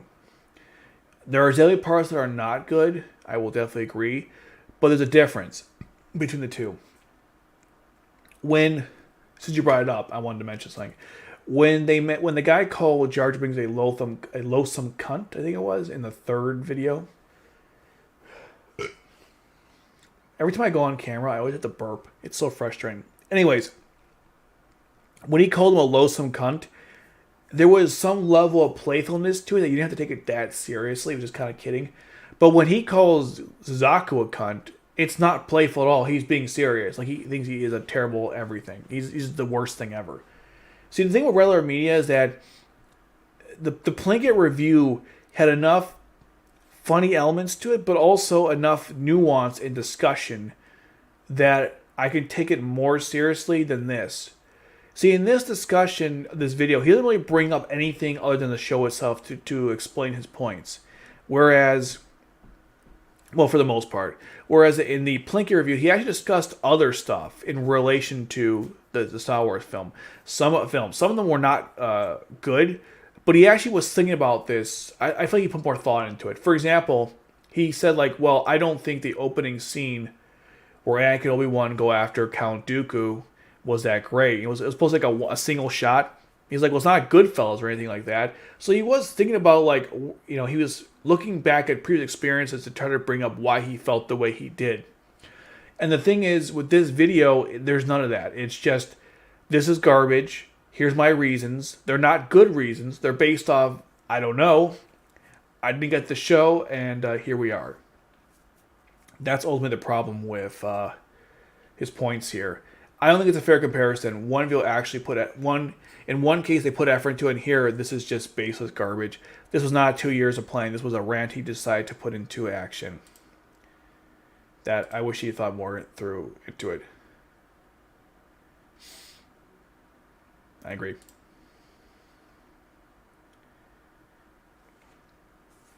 I don't know if he lied about his take, but some of the takes he did contradict himself. He said earlier on that the show was bad on the onset. Then he said later on the first episode was actually pretty good. It only got downhill after that. So I don't know which is which. He was kind of he couldn't keep a consistent point there, like everything else.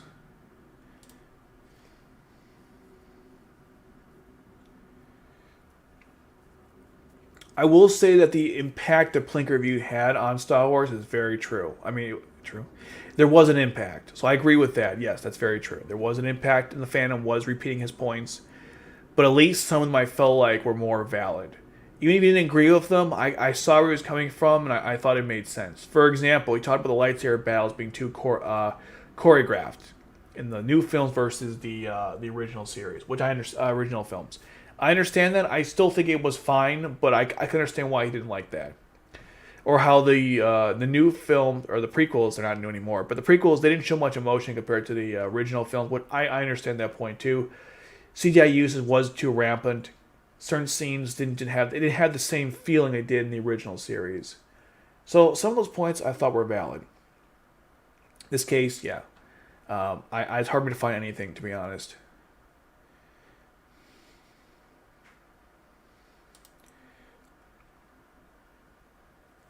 You love to bring them up every time I bring them to Norbert. You always like they laugh at Shirley's death, and it was all Rawls' fault. Only Zero Requiem plan. The normies. There are so many. I saw one recently for it's called Let's React. Dude, that channel is terrible. They're just watching Code Geass for views. They literally admitted it. Oh my lord. The only shows they keep watching because their fans like keep watching Code Geass. Were their takes good? No. They were not. I want to do a whole rant on the channel, but I may not. I'm not sure. There was a in a Death Note video, and this was hilarious to me. It was kind of frustrating. I might have misunderstood this, but let me try to explain it the best way I can. They have this segment at the end of the show where people can ask questions about whatever. What do you think about Death Note? So they asked her, do you think that she would... not she. Do you think Light would use Misa again now that Mikami is with him or something like that? And so she said that Misa, while not that smart, will do anything for Light. And so because of that, she could if she got the eyes or something like that. Now keep in mind, there were like 20 cuts in the video. You can see she was like, if you were to say, and this is not a complicated question, and she got it wrong. The answer is no. He wouldn't use her if he had Mikami. That's why he brought Mikami into the story, because Misa wasn't competent anymore. She couldn't get the basic things done. She also nearly got Light. She nearly screwed over Light several times. Like there was a scene or a part where the whole tape recording, they found the DNA and they caught her. She nearly destroyed their whole operation. Oh man, this is supposedly the good reaction channel where they're watching, going like, I was watching the Code Geass one. They're like, oh my god, it's like Death Note. Please, bro, stop. Oh, AOT stuff. Please stop. Oh, I like the uniforms. Please, for the love of God, stop. Ooh, that's kind of cool. I'm like, why can't we have more intellectual reaction channels where people just watch the stuff, they pause it, they think it through, and they move on? Why is all the reaction channels just this crap? Or, oh my god, death, murder. It's a war anime. What do you think? Ugh. Ryan, you have triggered me to no end. Thank you so much.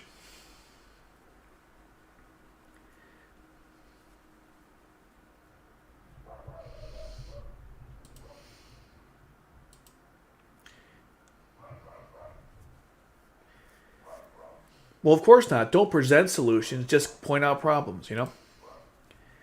Yeah, this is going to be a lot of fun. This podcast is going to be a lot of fun to do. I mean, there's so many times I want to go over. This is just the tip of the iceberg. We got plenty more Code Geass videos to come out. A new one came out recently, and I was really expecting something good from it, and it was not. It was called "You Misunderstand Lelouch and Suzaku," and so I was like, okay, I'll go through it and see what his points are. And he showed DX actually discussing like his perspective.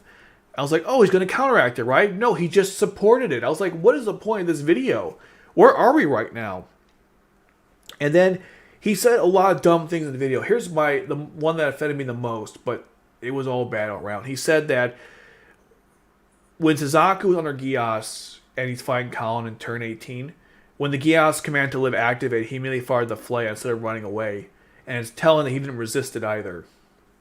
And I was thinking to myself, well, one, if he can't fly away, the Gurren Seitai elements is stronger and faster than the Lancelot Conquista.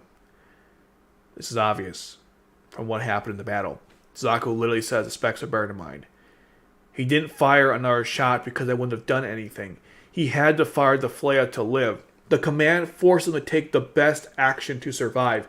When the person attacked him with the knife, he literally acted without thinking because he couldn't and took the person down. That is literally what happened in that sequence. How you could interpret it any other way is sign of, I think you missed the point. Ironically, in the video where you're discussing how people missed the point.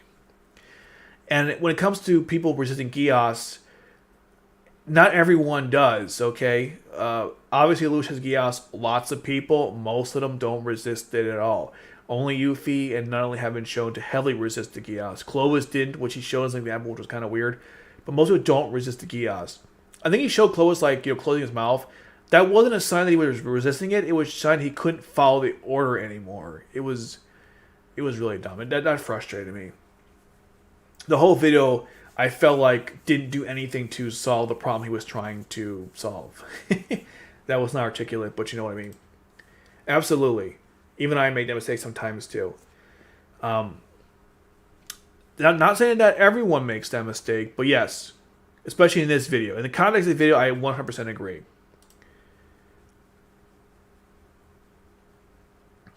Technically, there's some level of truth to that, because obviously you've designed the whole story for everyone to be in this one place at one time. So that is technically a contrivance, because you're artificially forcing people to be together for something that they wouldn't normally be together. Now, I don't know if that really applies to Code Geass now that I think about it, because they are all in high school together and they're all friends. You could argue that making them in high school and putting them together as friends is contrived. But then again, they probably would still do it anyway. So I think the point he was trying to make, and again, I see what you're saying there. It's the idea that the fictional story has a setup, and that setup isn't necessarily naturally going to happen. So that's the contrived element. That's the point he was trying to make. But now I think about it, it's not entirely true. Code Geass to begin with.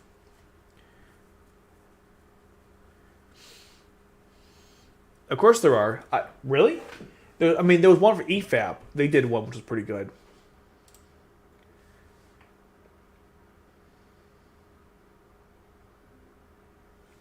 He did bring sponge of disbelief in this video, but yes, I know what you mean.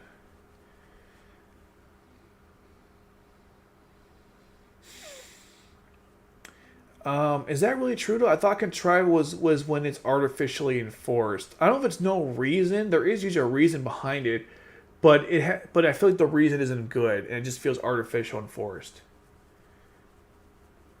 That's what I think. That's what the definition of contrivance is. I guess it's not related to here.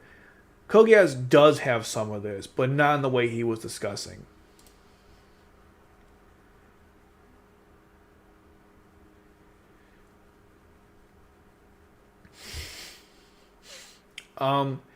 True, but I was thinking of fan service in the sexual sense, and so was he. But yes, obviously fan service. For example, in Bleach, in the second film, there was a lot of fan service in that movie, but not sexual fan service. Just people using all their bankais and shikais and keto abilities. That was all fan service. Yeah, he literally couldn't pronounce Rivel's name. It was really frustrating.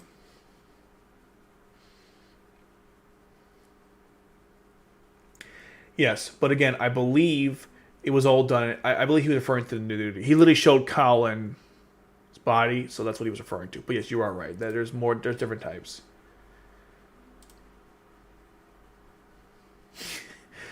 I know. I know what you mean. Yeah, but like the show didn't pronounce it that way. That's the weird part. It's one thing if like the show said, rivals or rivals. It literally says rivals several times. So where do you get the pronunciation from? Did he like go to Google and search it up? Because he didn't like the way the show presented. That's the problem I have with that entire section or that choice where just look up what the show did.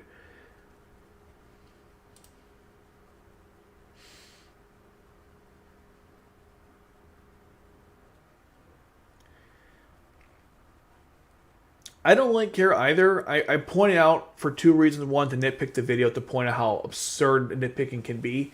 And also just to kind of demonstrate that if he's not taking care with the names, he probably wasn't taking care of other stuff too. You feel like you would get this like the basic stuff figured out and then move up to the bigger stuff.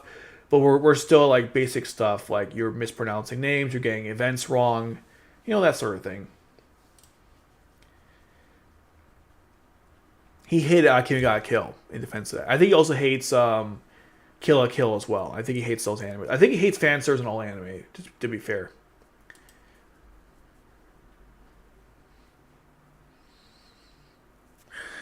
Okay. Wow.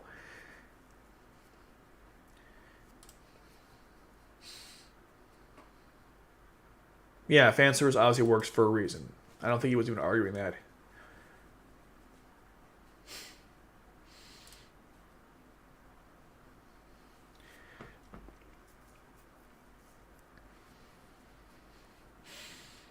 Um,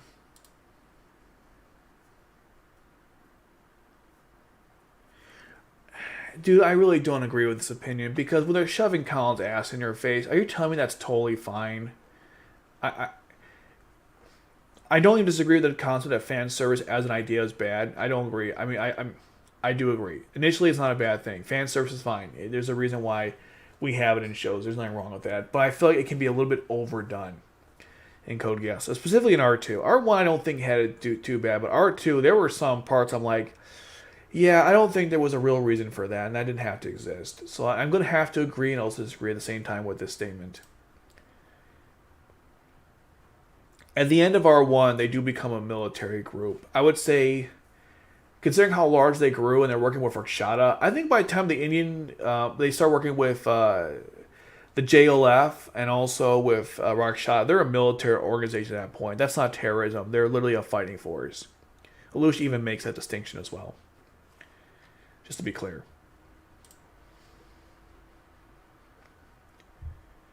That's what I'm trying to say. It's not relevant to anything. I mean, the relevance was about the chess, what the chess game showed us from like the first part of it, and then how it relates to the whole anime. Him winning, and it's not relevant. It's such a weird nitpick. It doesn't matter. You're missing the point. I never thought of that perspective, but that's a fair point. I mean, it doesn't. Yeah, I don't know. I'm not sure why they have to show. They don't have to show that.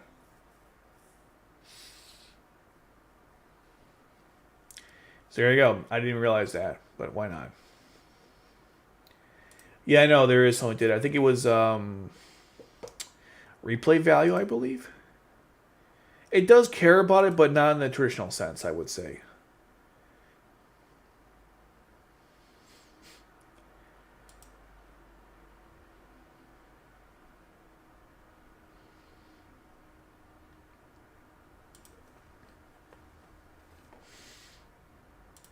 Totally cool. That's fine.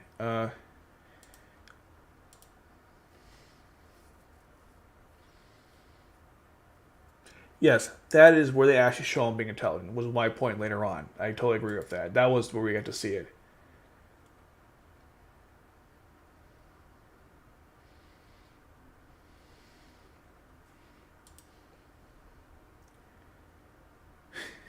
I don't know.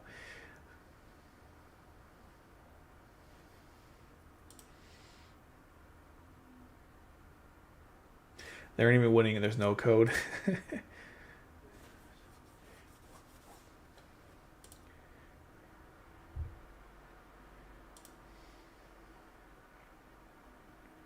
The thematic part is the important thing when it comes to about the chess game, which I thought was obvious.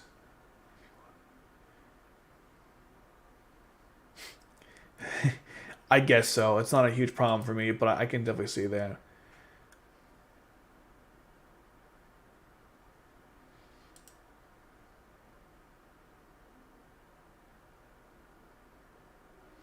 He wants me to analysis of Luch playing chess in other games. In other games, what games did he play?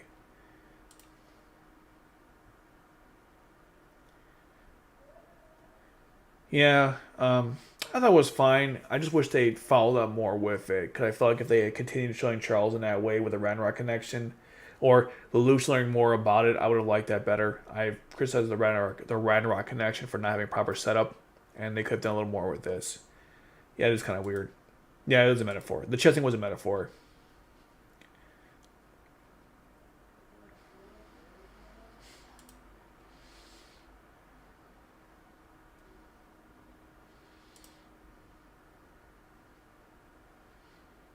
That could have worked too, but Shirley had to be swimming so he can call her about what was going on.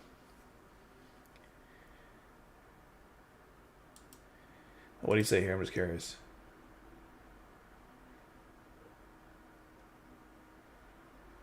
Oh, well, that's fine. I figured you would say that.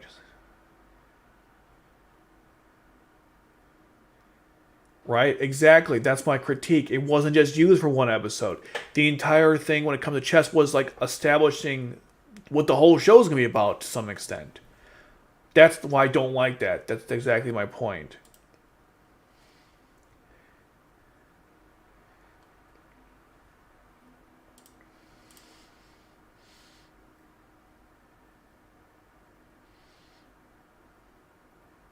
I mean, they are friends.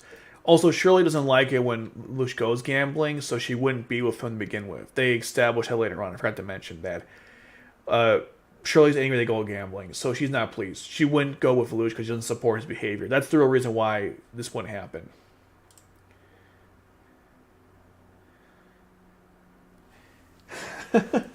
Damn. You don't have to be. The thing is, you just have to watch the show and you get this. It's not like when Code Geass wants to, they're pretty good at explaining or showing what they're trying to say. They're really good at that. This was really obvious. It's not even that complicated. To some extent, yes, but I also think you also appreciate the good parts of it too. Yeah, there's definitely some parts where people watch and are like, yeah, I can see that was kind of a flaw. But at the same time, though, I think people also notice things that are not actually flaws. For example, Stage 6 is often cited as a bad episode. There's nothing wrong with Stage 6. I absolutely like it. A couple of reasons. One, we get to see Charles make that epic speech. It establishes Lucian Saku's relationship, and everyone learns about it, which I thought was important. The cat chase scene is what it is. It's not really a problem to me. But there's some good stuff in that episode. I believe there's something else too about Stage 6 that's pretty good. There's the Charles speech, Saku and Lucian's relationship. There's one more thing about that that's pretty good. But that stuff like that, I feel like, oh, the cat stuff was stupid. I think you missed the point of the episode, but, whatever.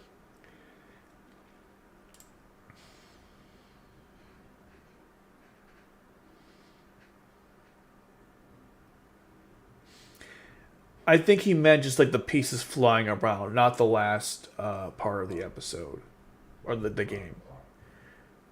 But yeah, that's why he did it. He wanted to see what he would do. Very, very true. There are no solutions.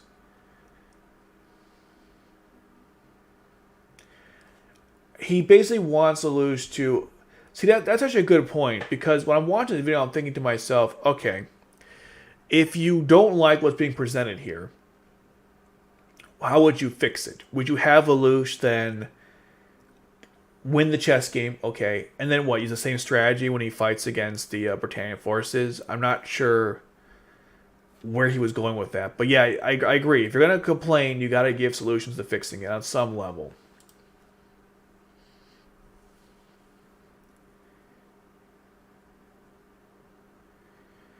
Ooh, I don't know. That's a good question. That's a good question.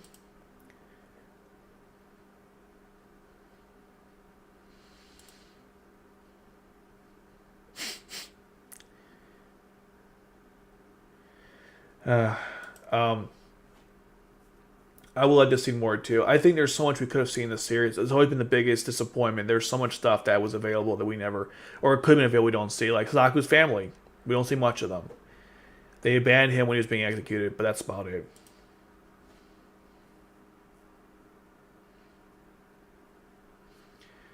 That's very true. That did happen at some point in the story. I completely agree. He's not as smart as, say, Lelouch, but he's not exactly dumb either. I would still put him a little bit lower in column when it comes to academic, but definitely when it comes to athleticism and things of that nature, yeah, he's really smart. Sometimes he does make dumb decisions, obviously. No one's arguing that. At least I'm not. I shouldn't put words in my mouth. I'm not, actually. There are contradictions, yes. That's kind of the point to an extent. Every take he made is weird, let's be honest.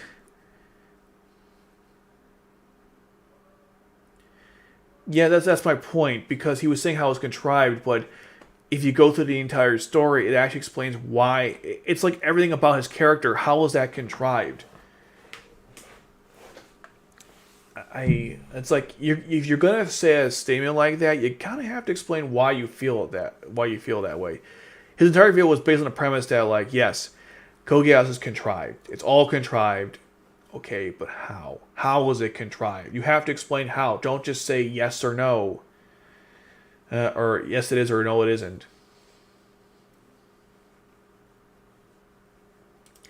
Again, this is not the problem. The problem here is that Shirley wouldn't go with him because Shirley wouldn't approve of the gambling. That's why she wasn't there. I grew up saying Shinjuku, because that's how it's pronounced in the anime Demon City Shinjuku. Wait, Shinjuku. Okay, look, if it's Shinjuku or Shinjuku, it's weird. It's just strange pronunciation.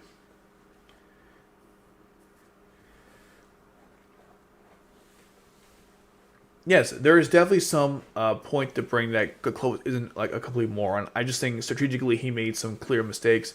And Barley is not even a general who would be involved in, say, military or strategy tactics. He's more of like, he's doing that research stuff. So he's not that kind of general. That's why he made those blunders.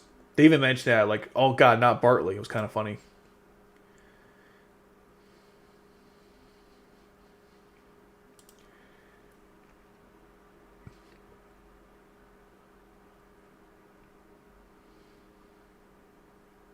Wait, are you saying because of the audio wasn't good, or are you saying just his voice in general? It's actually important. If you couldn't hear him in the video, I need to know. I'll adjust the audio for next time. Then again, some people did hear it, so I need to know if it's like muffled or not. Did anyone else discuss this point? I'll come back to that later.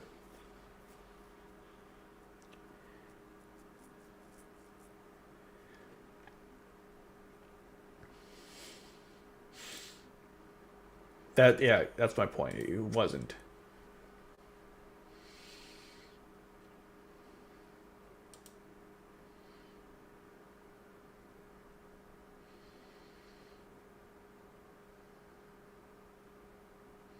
People really think Luce did manipulate the entire role without Geass.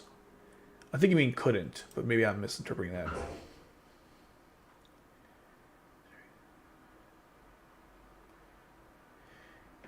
He thinks Lelouch isn't smart because long-term strategy for chess isn't the same. He's saying he's not smart because his strategy, he's not showing us how he's doing it, so it doesn't make him seem smart. It makes everyone else dumb by comparison. That was his point. I think he was making, but it wasn't a good one. Absolutely not.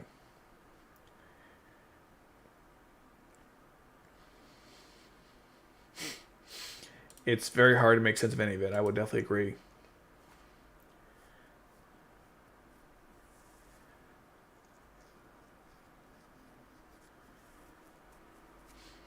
You see the video of Clyde exposing Seth? I'm not getting involved with that crap because then Seth made a video discussing why those complaints were true. I don't want to get into that stuff.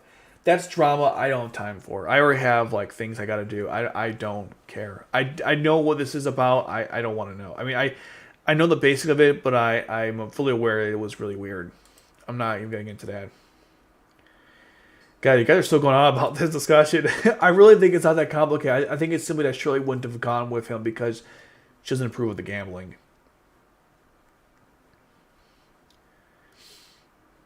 Some of that is true. Some of that's not true, to be fair. That's also true. Yes, he's been playing piano for a long time. He also made his own language with Zaku as well when they were kids. He actually had experience. There's a picture drama where he's actually in a simulator, so you can assume that he's been using a nightmare frame for a while. And I would say he's a decent pilot. I don't know. That's he's done some dumb stuff in the nightmare frame. I won't say he's definitely I guess average, at least early on. The Shinkiro he's pretty good, and same with the Gawain, but that's only because he hasn't do it melee. If he's from a distance, he's solid, but other than that, no, he's not that great. He had some experience though. They did explain he had some experience in Nightmare Frame.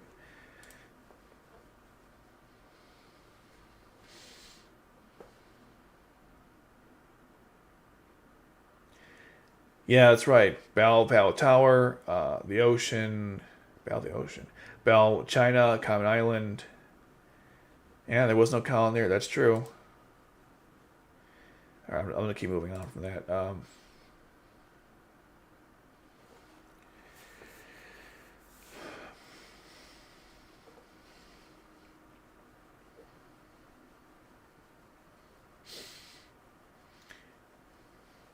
That's fair. That's a fair point. I would even go further to suggest that, well, further, but yeah, the aristocracy is not. It's all based on.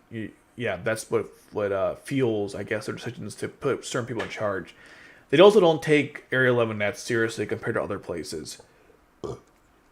Not saying Cloves doesn't do a good job. I'm just saying that like they could have put some a little better, obviously, but they didn't think they had to. I suppose.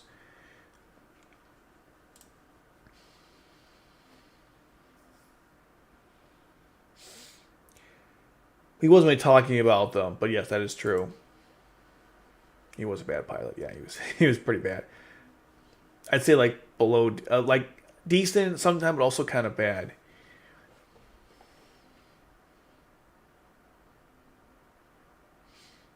Yeah, but he took advantage of that. That was the point. He goaded them to doing that. That was the point. It was a goading. That's what made it smart.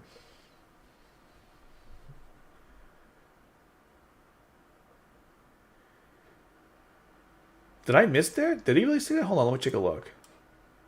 He said during the festival. Let me see. Oh no, you're right. Yeah. He said he piloted with Zaku will be better.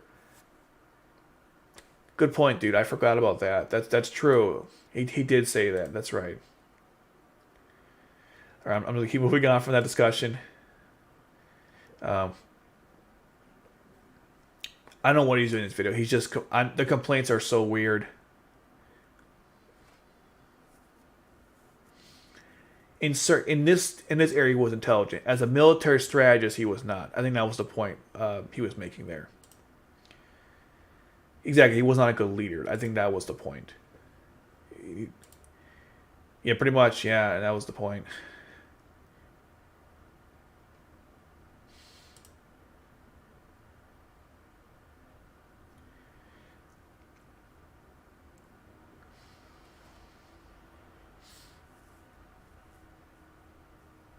Remember, he did the simulator and the pitch drama, and he was piloting the Ganymede. So there's something there. Okay, again, Lucius not the best pilot. No, I think it's with sarcasm. Yeah, they made so much change we never got a chance to see, which was depressing. I'm an expert chef. I order food in a fancy restaurant.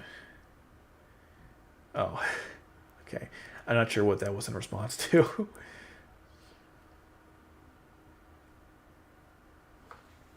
Yeah, there was simulator. I mentioned that too.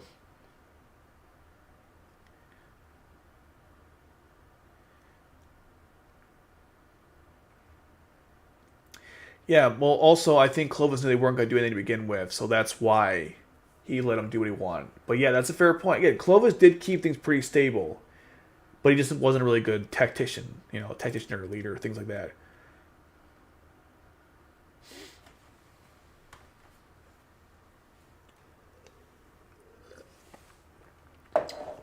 Even with just bullets too, it'd still be good.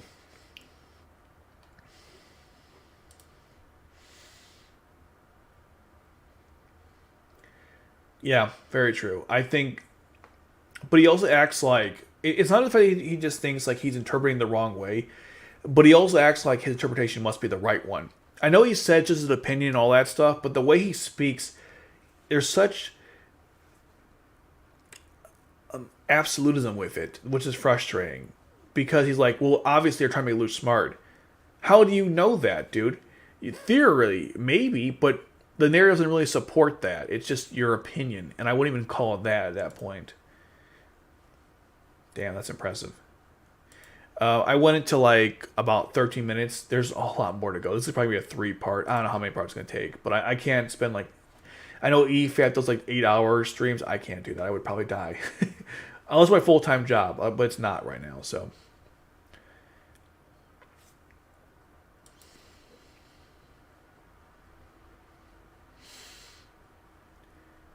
pretty much, this is exactly my point, and the episodes set this up. And the reason why I can say this is because I'm looking at the whole show from beginning to end, which is what this guy is doing. If he was looking at the show from just those 2 episodes, I get it, but he wasn't. That's why it was so stupid.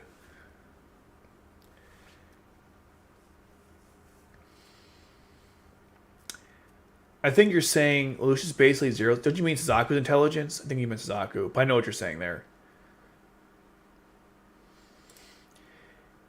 He did. He literally said it was a pothole.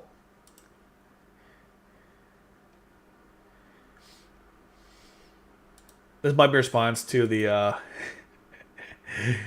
we're in high school, so therefore, he just made them as high school aides to put them in a high school. Like, what? That was so stupid. Oh man.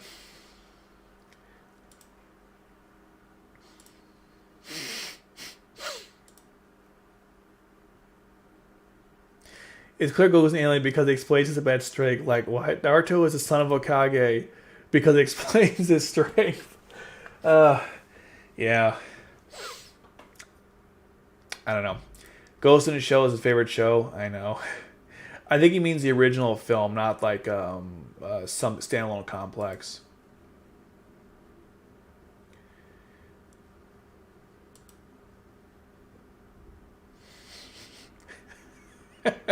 You know what's funny? In Emmy Uproar's video, people were commenting like really crazy stuff about contrivances. It was pretty funny.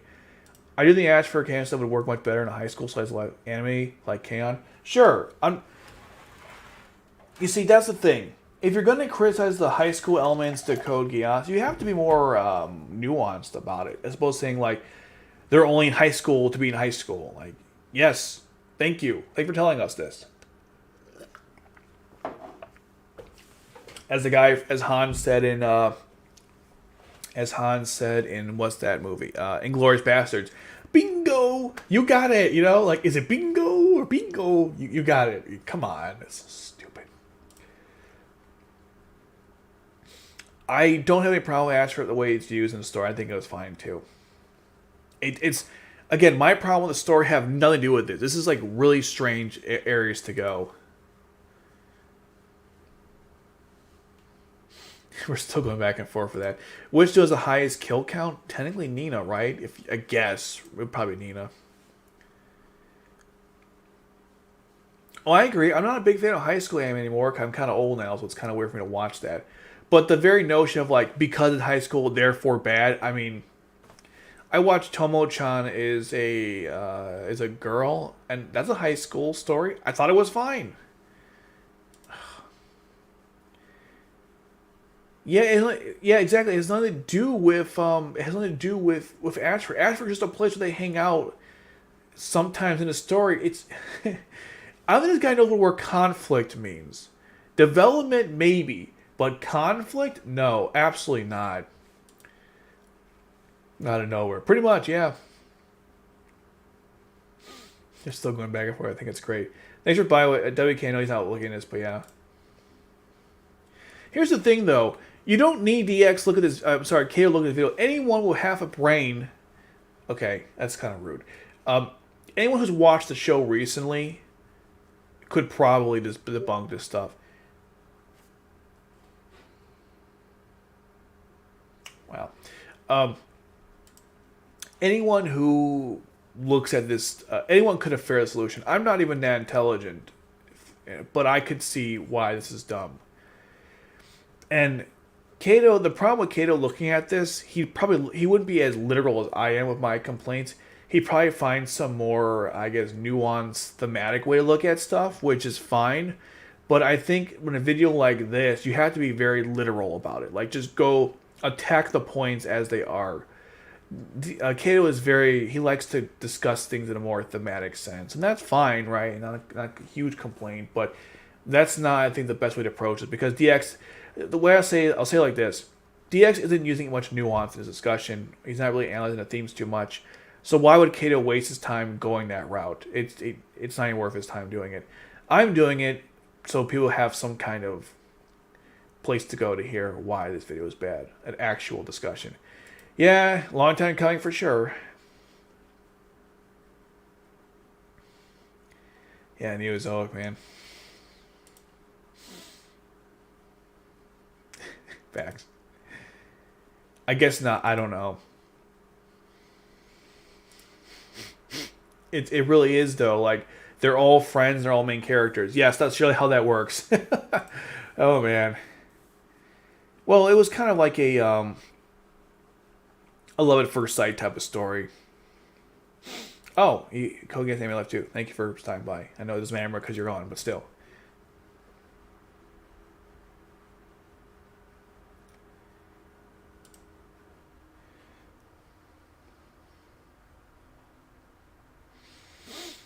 That's a good point too. That's a more general point of view, but that's not wrong.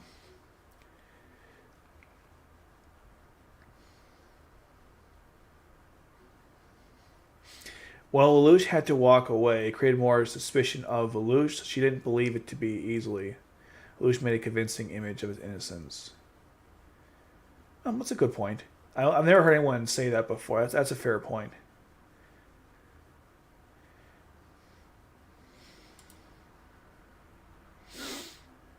It's more than that. It's not 4 or 5 minutes. If you ever make a video, it takes hours. You have to write the script. You have to record the script. It can be. It's a lot. I've made videos that have taken me weeks. Hell, the Turn 19 video is taking me almost several years. It's really bad. I mean, it's really long. It's not bad. It's taking so long to do it, though. To say he's explaining anything would be very generous.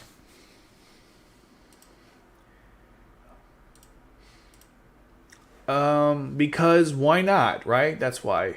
Because no one's complaining about it, so I'm going to. He said why, because he wants me to counter a response to it. Rubber chicken. That's funny. That's he doesn't like Clamp's design. That's fine. I'm not. Some of their designs are kind of weird too.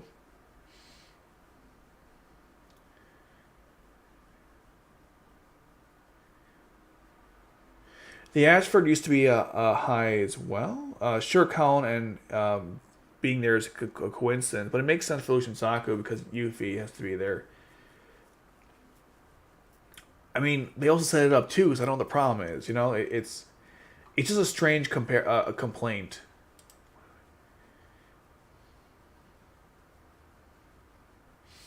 It is contrived. Absolutely. Garbage. I'm not a big fan of Evangelion, by the way, specifically the films. The anime I do like for the most part, but I was not a fan of the film, especially the last one. Oh boy, that film was not good. I don't know how you feel about it, but I was not a fan of that movie. That was kind of the point of why they showed the back to forth scenes. At least that's how I interpret it. I can't say definitively, but that's how I thought it was.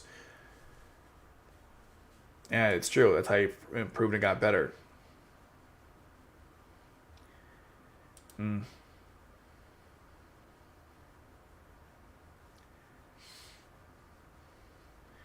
Well, we'll see if he actually can. In my opinion, the real problems he brings up are not really relevant, or they're not good, in my opinion.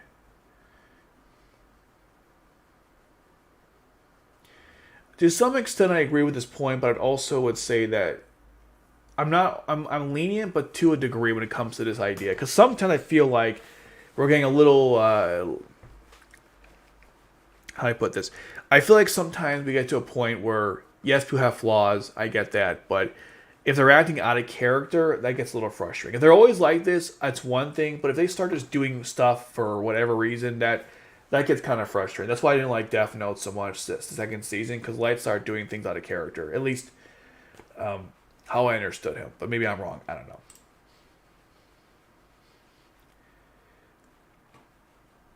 The next fight got a little weird. That's true. Yeah, that whole thing was ruined. Yeah, they really messed. They messed up Shirley. There's no true. I'm sorry. That's absolutely true. Yeah, frustrating is the reset is kind of annoying. It is all random BS. That's the problem.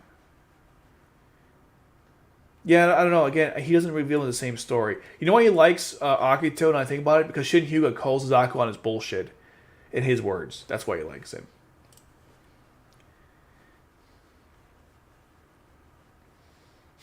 Yeah, I don't know.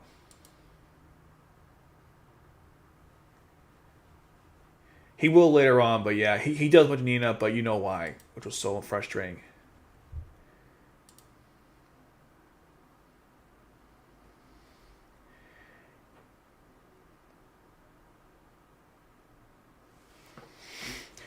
What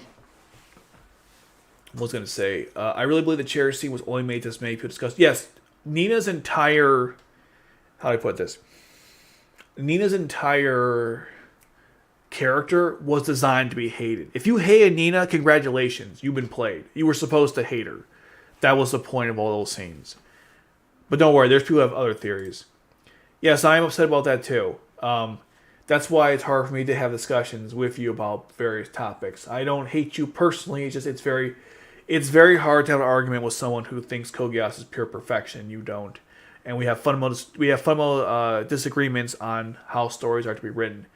This has always been a problem since day one. Since we've had arguments, that's why I tend to avoid them.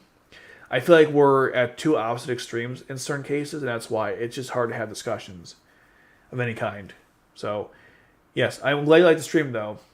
This is something we both would agree on, basically 90% on. I'd say more than that when it comes to this guy's critiques. They're so bad, my goodness. Let's React, but they're all bad. Okay, there's Let's React. There's Normies. There's what's that one? I forgot the name of it. Cheeto's bad. Oh, Normies is so terrible. Yeah, we haven't gotten that part yet. You like their videos? Why? What do you like about their videos? Their commentary is so late. All right, whatever. I don't. What's the point even? What's the point even wasting my breath? There's nothing good about that channel. They're literally watching, going like this. Oh my god, that's cool. What do you think, honey? Yeah, I think it's great. All right, let's move on. Oh man, question time. What do you think is going to happen next? It's like, this is not good, okay? The only reaction I like is EFAP. Because at least with EFAP, they at least put some thought and analysis into what they're saying. It's not just, or, damn. You know, it's actually, hey, does this make sense in the fundamental aspect of the story? They actually really think stuff through. I really appreciate that. Most people don't do that. We need more intellectual reaction channels, if we're going to have any. Most of them are just boring-ass people reacting to things who shouldn't be getting any form of viewership, in my opinion. And I think it's really sad that people enjoy that stuff. If you Ryan, you're still watching the stream and you get insulted, I do apologize for saying that, but god dang it, that channel is so bad.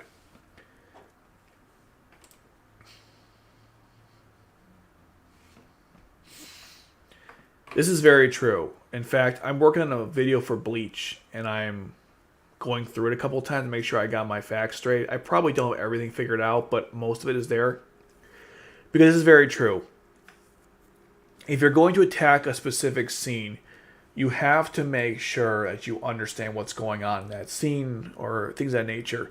You have to go, my voice, you have to go into like, if you don't know anything, and I've said 1,000 times when I watch other channels discuss something, if you're not sure about how something is, you should go and ask about it. There's literally no reason why you can't do that. Especially when the take is just outright wrong. When you're just stating something to be incorrect, what that indicates to me is you don't care what the opinions are. You just want to hear your own voice and you want to complain. You actually should listen to other people's perspectives and see if there's reasons that actually make sense. To go back to Bleach, I've been on the Reddit for a while now, a subreddit, and I saw a lot of discussion topics I was considering going over the flaws in Bleach, and a lot of people have the same issues, and when they defend them, there isn't really any good defenses for them. So they clearly, the subreddit feels that way, and that's a big ass, I think it's like over 200,000, it's a huge subreddit, so if people are asking, bring up the same points, obviously there's a commonality of problems that haven't been fully addressed. With Code Geass, however, you gotta, like, same thing. You know, if you don't... Like, he could have gone onto subreddit and be like, hey, what is the whole deal with the whole chess sequence? And people would have said, hey, this is what the chess sequence is about.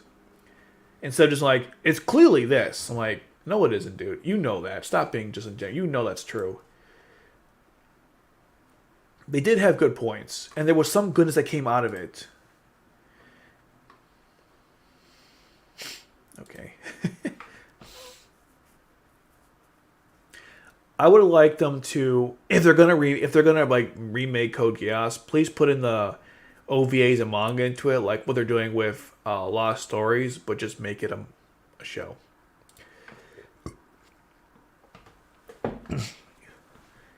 You know what's funny about Ghost in a Shell? Besides that, there's a lot of contrivances in that movie. There's a lot of parts that make absolutely no sense into it. Like there's a scene where there's a gun this guy was using that could like blow up cars, I believe. But then he used the same gun he fired at the rooftop where the Major is at, and it doesn't blow the roof up. It doesn't even cause much damage. I was like, wait, how did the gun blow up the car, but it couldn't blow up the roof? It was really weird. Or the entire fight with the invisible guy, or how, Bato messed things up. Like, there's a lot of things in that film that if... originally I wanted to do this, but I stopped. I was going to make a video where I critique Ghost in the Shell in a DX format to demonstrate how his point of view is absurd. And when I went through the movie, I was only like kind of kidding, but I actually found like his level of critiques in some of the parts of the movie that are like, yeah, how come you don't see that in this movie? It's even worse here. Tons of stuff like that. No consistency here.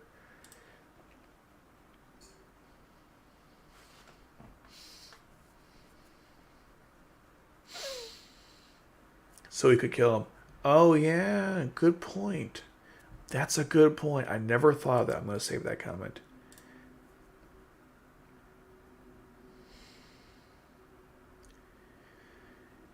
I know, but I'm just saying some people had, like, actual problems.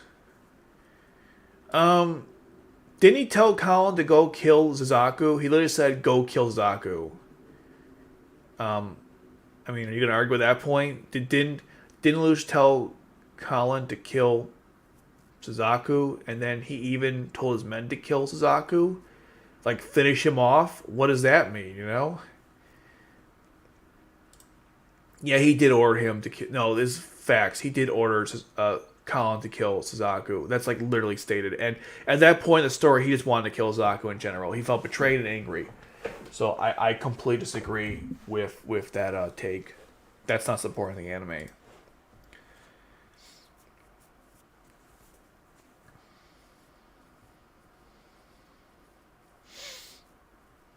He does. He doesn't bring that up. We'll get to that point next, hopefully tomorrow. But yeah, he didn't bring up that whole situation where Zaku purposely acts his way because he's suicidal and he wants redemption and things like that.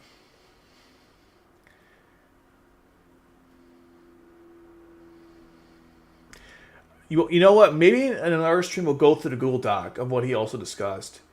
There was some weird stuff in that too, which was kind of funny to me. There was some weird stuff in that.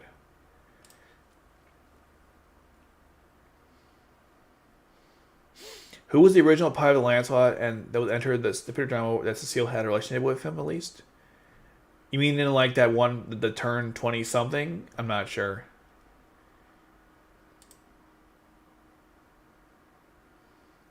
He does. His video on turn 19 will be a future podcast episode because that one was also really bad. That video to me was really depressing because I like Kato's takes. Most of the time he has it right in the mark. But that video to me was just awful. I mean, he completely missed the entire point of why Tarantino has problems, and there are lots of problems. That really bothered me. So I know exactly what you mean. If you say so, I wouldn't downgrade yourself that, but sure. What is the biggest flaw in Code Geass, or that's flaw in your opinion? There's a couple things. I would say the Ragnarok connection is a huge problem because they could have done a better job with that. That was so rushed.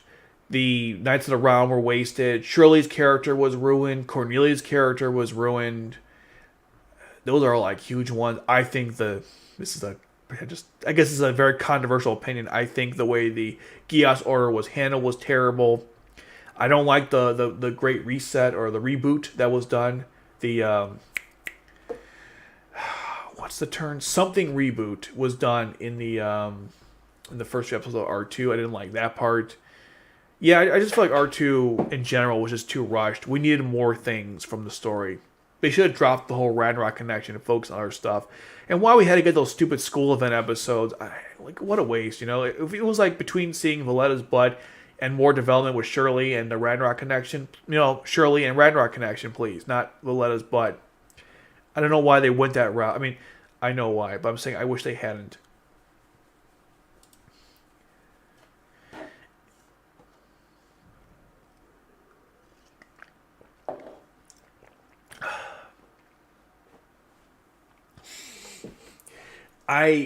It's just, to me, that Let's React channel, and I could be completely wrong, it's the classic, and this is really rude, but this is how I see it. The guy got a woman on there, a normie. She is very much a normie.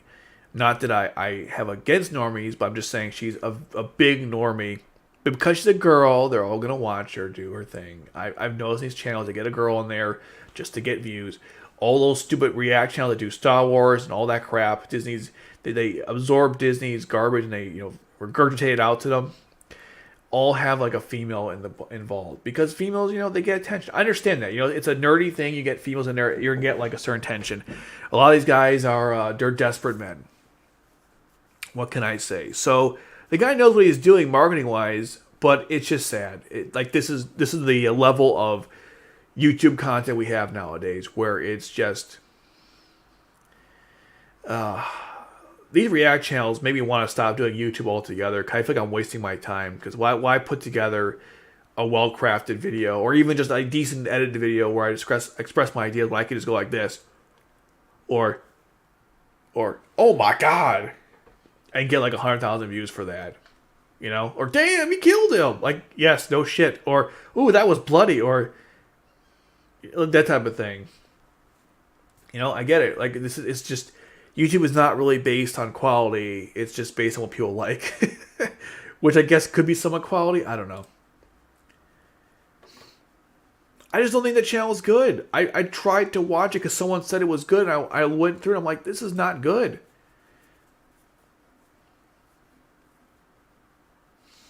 Yes, and that's the point. You get to know Luch as a person. You see him in Ashford, you see him as Zero. You get to understand what he's going through. That's why those scenes exist. I thought this was obvious, but here we are again.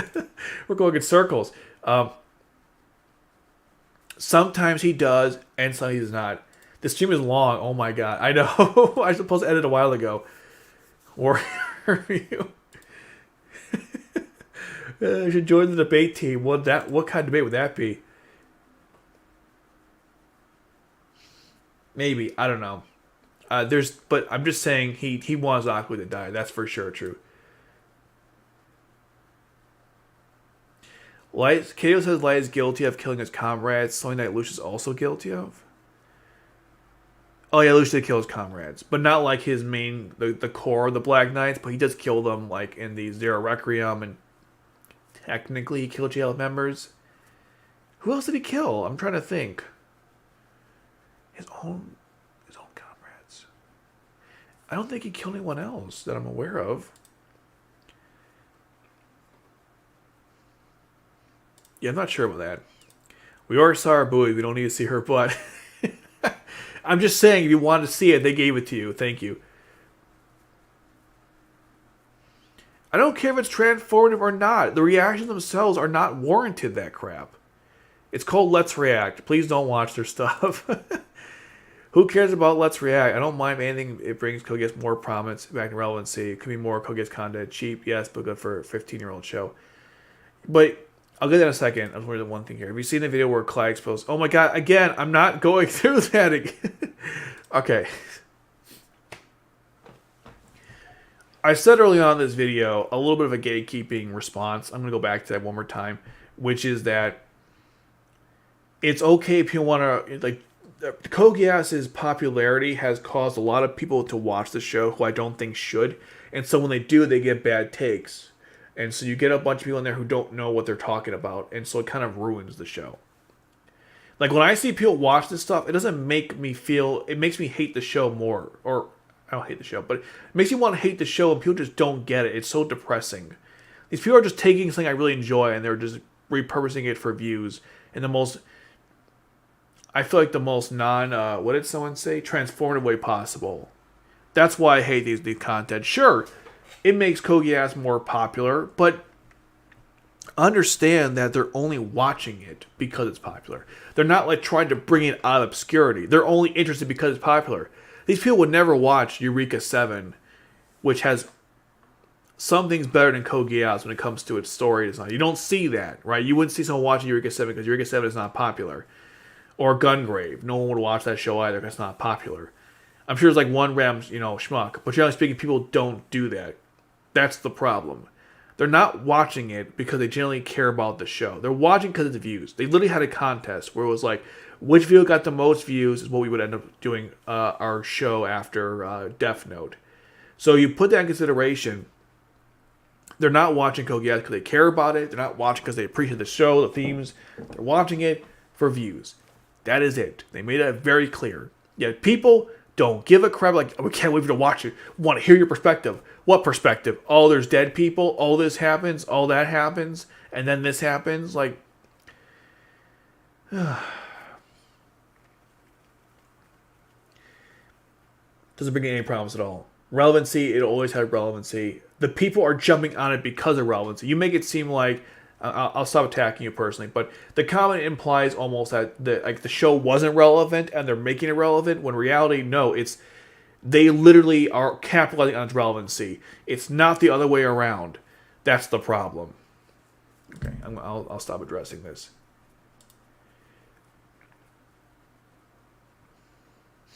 The character, it's not just too many characters, which is an issue. It's how they're used. That's the problem. We needed more episodes, more time with them. Specifically, the Knights of the Round. That was definitely one example. But there's even other cases, too, where, like, just certain characters got, like, just pushed aside, like Shirley and Cornelia. Specifically Cornelia. My goodness, why the hell they do that? That pissed me off.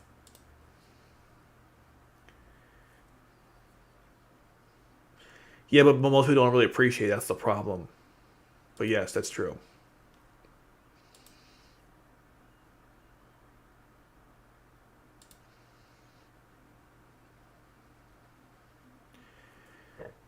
Is basically his human life in the story. That's true, and same with Shirley at some level, but like it's not the same, I suppose.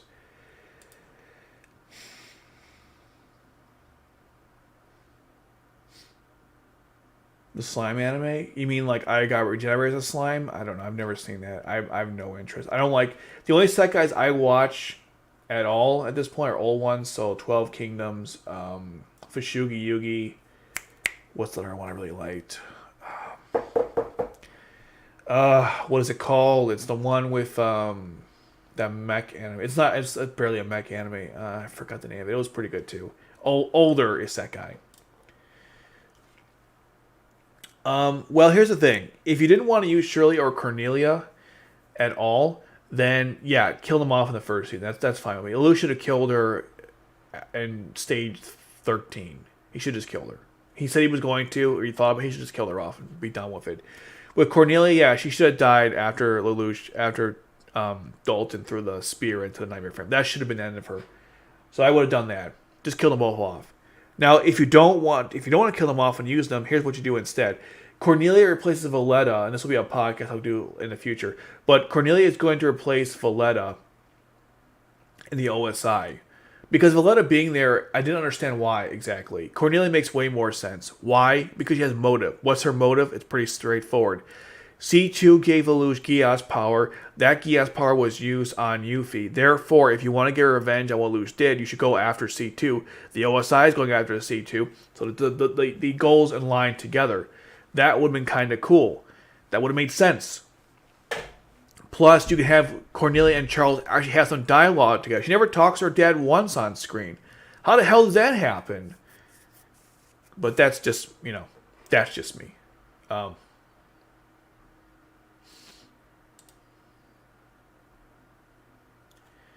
Escaflowne. No, but that's a good one too. The one I was thinking of is, hold on, it's called Old Isekai Mecha Anime with 3 girls. I forgot what it was called. Give me a second. It's called here it is. I had the picture of it. It's called, oh my god, what? Just tell me the name. Magical Knight Ray Earth. That's the one I was talking about. But yeah, Escaflowne is awesome too. I love Escaflowne. That's good stuff. Have you seen No Game No Life? I'm not interested. So the answer to that would be no. Riga is like my favorite isekai, sure.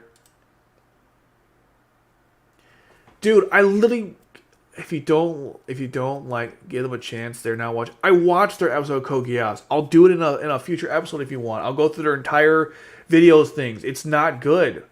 It's so. I'll put it like this, okay? Another way to think about this.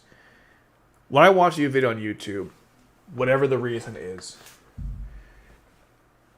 it's usually because the channel is doing something I can't do on my own, or it brings a perspective I didn't think about, or it does something different that I'm not used to, something like that. They don't do any of that in their video. Their commentary is low level. It's very high level. Now, I wish it was low level. It's high level stuff. Obvious things that don't there's nothing really special about it. In fact, most reaction channels in general don't bring anything to the table. That's why I don't watch them. The reason why I tend to watch EFAPs is because you have 4 people, or 3 to 4 people, generally speaking, all of them quite intelligent, although Rag sometimes is iffy, but they're all intelligent to a degree. And so when they talk about something, it's not just simply, or that guy died. I like those mechs. Those are cool outfits. Oh my god, it's like Death Note. I know you guys like Death Note, like Code Geass, that sort of thing. It's just condescending, I don't want to see that crap. So most of the reaction channels just don't. I hope it, also one thing too, hope I didn't scare my face. I do apologize, this is how I look. I can't help it, it's just the way I am.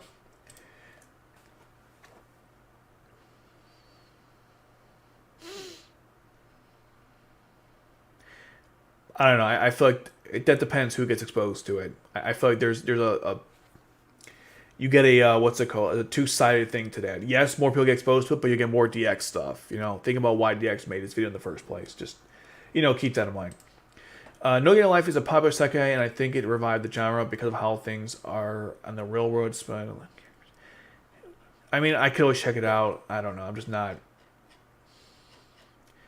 I'm just not too interested in it, to be honest. I have too much crap to watch anyway, so I'll probably never get to it. I have 90s anime I've never seen before that I have to get to, so I think you can understand where the totem pole is of my priority at this point, and it's not to watch No Game No Life. Also, I heard there's like a weird, what's the word? There's a weird relationship between the siblings that I don't really want to see. If that's true or not, that's what I heard. To be fair, I don't actually know. Anyhow, with that said, we have reached hour 3 of this stream, which sounds like a good time to end this here. I will be with you guys tomorrow around 6:30. We'll see. To keep going, I imagine we'll probably get to another 10 minutes, and then I don't know. We'll see how long this takes. But yeah, thanks guys for tuning in the first episode, and yeah, hopefully I'll try to get one of these out once a week. They're not too hard to make, and it's the best way for me to discuss things with you personally. All right, guys, take care and have a good night, and hopefully I will see you guys tomorrow to finish this up.